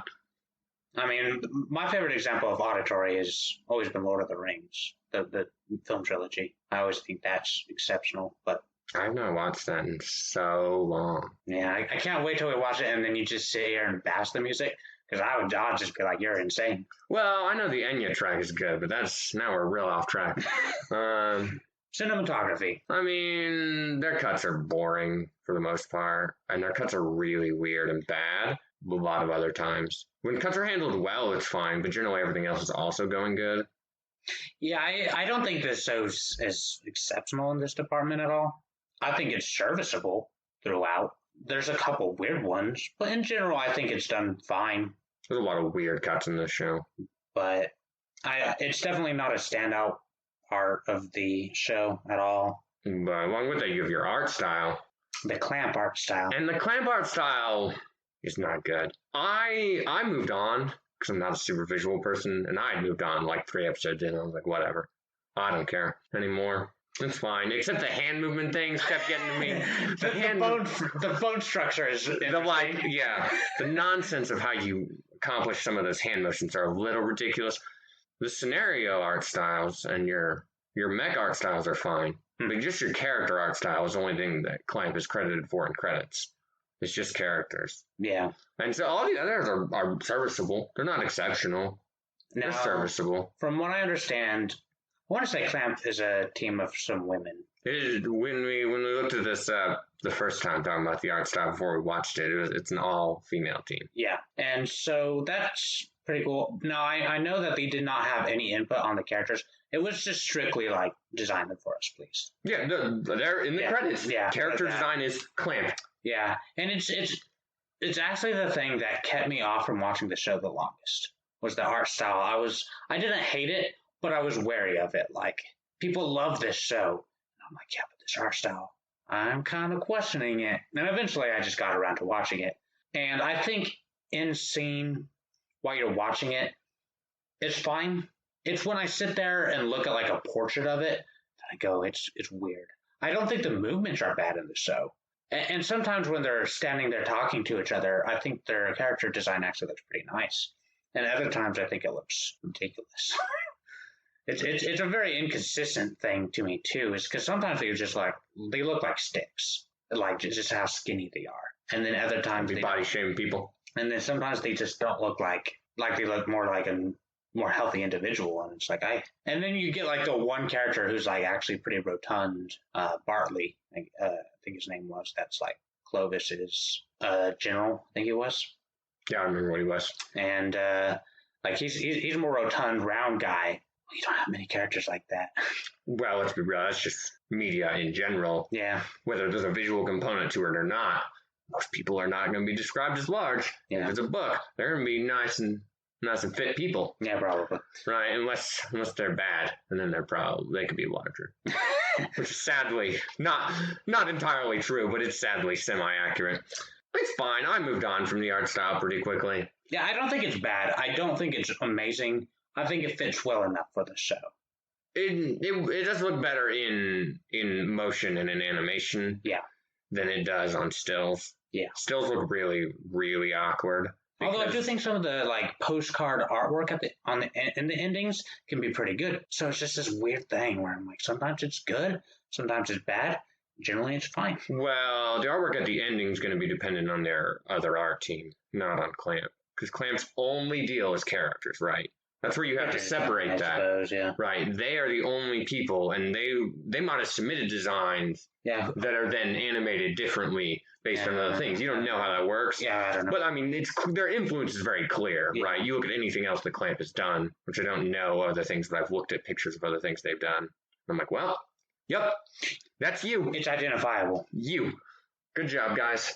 You're so cool. Now, you think this has a good dub, and we did not go through and actually watch any of the dub with me. I think it has a good dub, but that's comparing it to specifically anime. As a general rule, this is a better one. Not all of them are good, but I think Lelouch, who is the most important character to get right, and I'm pretty sure it's Johnny Young Boss that does his voice, is a good choice. I don't think he delivers as well as the Japanese actor. I don't remember his name. I'm pretty sure it's a pretty famous one, but I don't recall his name. And I think like Collins is pretty acceptable. I think C2's is pretty acceptable. In English? Yeah. Okay. And there's a couple others that I think are good. There's a couple that are bad. Millie is bad. I don't even have to know. I just know Millie's bad in English. I don't remember hers. I haven't watched the entire show in English. I've watched several episodes in English. Generally, I've seen a lot of the key moments of the show, I guess you could say, in English, kind of to check it out. And I think it's a good dub. It's just not, it's not an amazing dub. That's pretty rare, but it's definitely far from bad. And the lesson here is watch it in sub.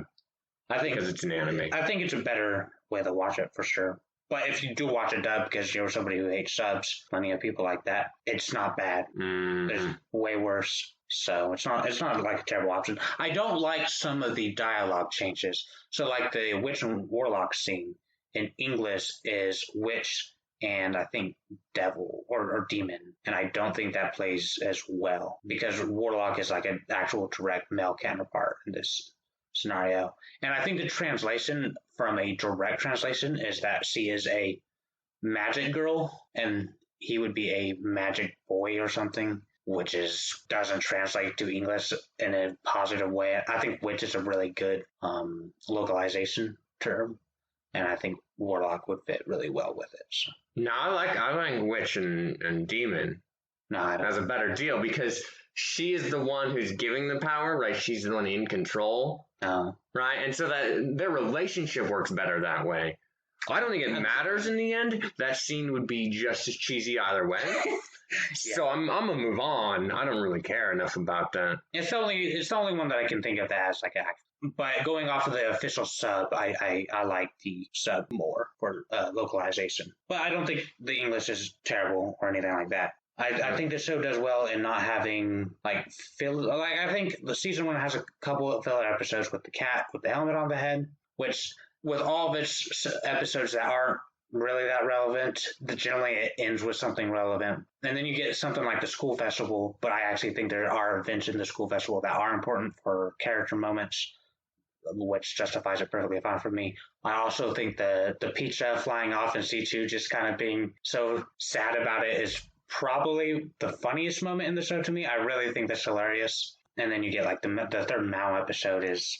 It's definitely a filler episode along with the helmet episode. The festival is not a filler episode. Yeah. But the festival does bring up a good point about why C2 kind of sucks it up. All the time, it feels like she's like, well, I know I'm not supposed to be out doing things. I'm going to do it. But you know what I'm going to do? I'm going to do it. I'm going out here.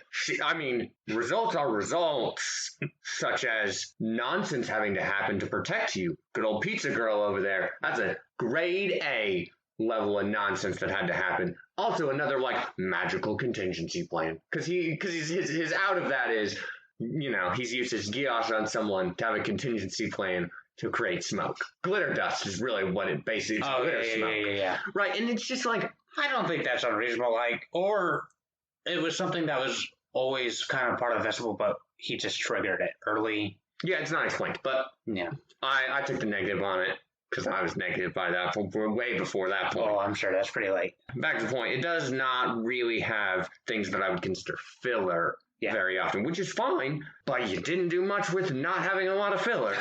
You just kind of made more nonsense on top of nonsense. I'm of the thought that you could have shortened this show down. You could have taken out some of the characters that are unnecessary. You could have really gotten into the nitty-gritty, and you could have made this 35 episodes and made it super, super solid. You didn't. You made it 50. I don't think it's the end of the world. I don't have a problem with it. But I definitely think you could have cut some out, really got in there, and made it a really, really good 35 episodes. You could have accomplished it in 25 or 26. If you'd been tight about it and you had known what your story was going to be and told it well, 35 or 25, 26, you would have been done. You'd have got it, moved on. I think right, but you weren't going to do that. So. But it's not a show about the story. It's a show about situations for characters and characters in those situations. Yeah. The development of those characters is hit and miss. Yeah, I think that's a fairly accurate statement. But I think we've covered basically everything to talk about with this wonderful, wonderful show. The other thing I thought of was you had mentioned that you could see the clear influence of Neon Genesis in it. What do you think is most prevalent with that? A lot of it is done on how your scenes are trying to get that same punch that Neon Genesis has when whatever his father's name is and I don't remember anybody's name in reality. Shinji. It was an S, and I was like, yeah, Shinji's father. Guy. Whenever he makes him kill those people, right, that's a really good punch and like a really great, like, man, I'm invested. Like, that's crazy. Mm-hmm. You're a bad person, right? Mm-hmm. You go to, like, Euphemia killing people, that seems very clearly, like, supposed to be, maybe it's not supposed to be directly related, but it's supposed to try and capture that same level of punch, and he just doesn't do it. In my opinion, I think it does. I think it does for a lot of people, but I didn't get it. Like, I was just like, okay, because by that point, it's going to go wrong. Like, bad things are going to happen. You knew because of foreshadowing that his Geass was going to go out of control at a real bad moment. And so it had too many elements right? It lacked an element of like surprise, whereas like the Neon Genesis deal had a lot of surprise to it, and I think we tried to capture those moments of like surprise, look craziness, but we never got there, right? It never really got there. We'll say the mech battles though. This is probably the best mech battles in a mech anime that I have watched because they're actually flashy and they're good and they're quick. Yeah. And they work really well. They're not drawn out, which is something I really appreciate. That's something that Gundam does a lot, and this is done by Sunrise, which is Gundam. So it's a good comparison to make. And Gundam can be very good, and it can also be very bad. And I kind of wish the show taken from Gundam was sometimes darker. I don't think it needed to be as dark as, say, Zeta Gundam or Victory Gundam, which I realize you haven't seen these, but they're both well known for being people die a lot. I think the show could have used more of that. I don't think it should have ever gone as dark as that, but I think it would have been nice. It's one of the things that I do think of as kind of a disappointment. It's like, there's a lot of people who survive in the end. Conveniently, all the main characters. Okay. Well, it also doesn't commit to dark scenes. Not very well. It doesn't commit to like, I'm gonna use refrain on Colin. Yeah. It doesn't commit to it though. Like if you had committed to it, I'd be like, wow, okay. I think it's probably just because they want to market it to a certain age. Whatever. That wasn't well done. Though, yeah, I mean, Neon Genesis definitely influences this on kind of how it wants to tell its story, where it kind of wants to hold cards, but it holds all the cards, whereas Neon Genesis plays some cards. Yeah. Right. Is there anything else that you think was influential? I mean, I directly relate musically and their failure at music to like Big O. I don't think that that's probably what happened, but it's very similar sounding to me, except Big O does a lot more with like saxophone-esque things, if I remember right. And it handles itself way better, and it uses that music as like a transition. He's in his car, like, you know, he's sitting down in a bar, and there's, you know, classy kid over here who's not very well explained, but he has all the information in the world, which is kind of a problem in that show, but that's irrelevant. But yeah, I mean, I haven't seen a lot of other things to know if it really was influenced by those things. I mean, if it tried to accomplish mystery intrigue based on some other thing that accomplished mystery and intrigue, well, it failed that. Yeah, I don't really know exactly what all of that. I don't know if they've stated their influence. Probably, I'm sure they probably have at some point, but whether that's easy, I mean, this show came out in 2006 and for the first season, I think, and then 2008 for the second. So it's pretty old. We didn't really discuss the sequel movie to the retelling. I don't know that it's not really what we're here to talk about, so I don't think that's super necessary. Well, I don't know about the sequel movie. I don't know anything about it. So Lelouch of the Resurrection is the sequel movie that came out a year or two ago. And it's the sequel to the 3 movies that retell the story. Yeah, that's its own thing. That's not relevant. Yeah, it's considered its own timeline. Yeah. And what's funny is that they do actually use like the fan theory of the code for Charles as the explanation in that movie, which I always just thought was like, okay, so you're just validifying people's thoughts. You know why? Because they didn't know what else to do. Probably. They didn't have their own ideas because they weren't going this far with it because they didn't care. Yeah, probably. But no, Lelouch is definitely dead at the end of this show. I'm telling you right now, he is not alive at the end of the show. He's dead. He didn't live. I'm willing to accept either one. C2's traveling the world doing her thing. She's cool. Not really. But I like having the alternate timeline where they are alive. But that's just because... That's because you want to die on that ship. That's the ship that I'm going to be like, yeah. Because there's definitely like a scene at the end of this movie where he Lelouch renames himself to L2. And I realized that's going to give you that face palm.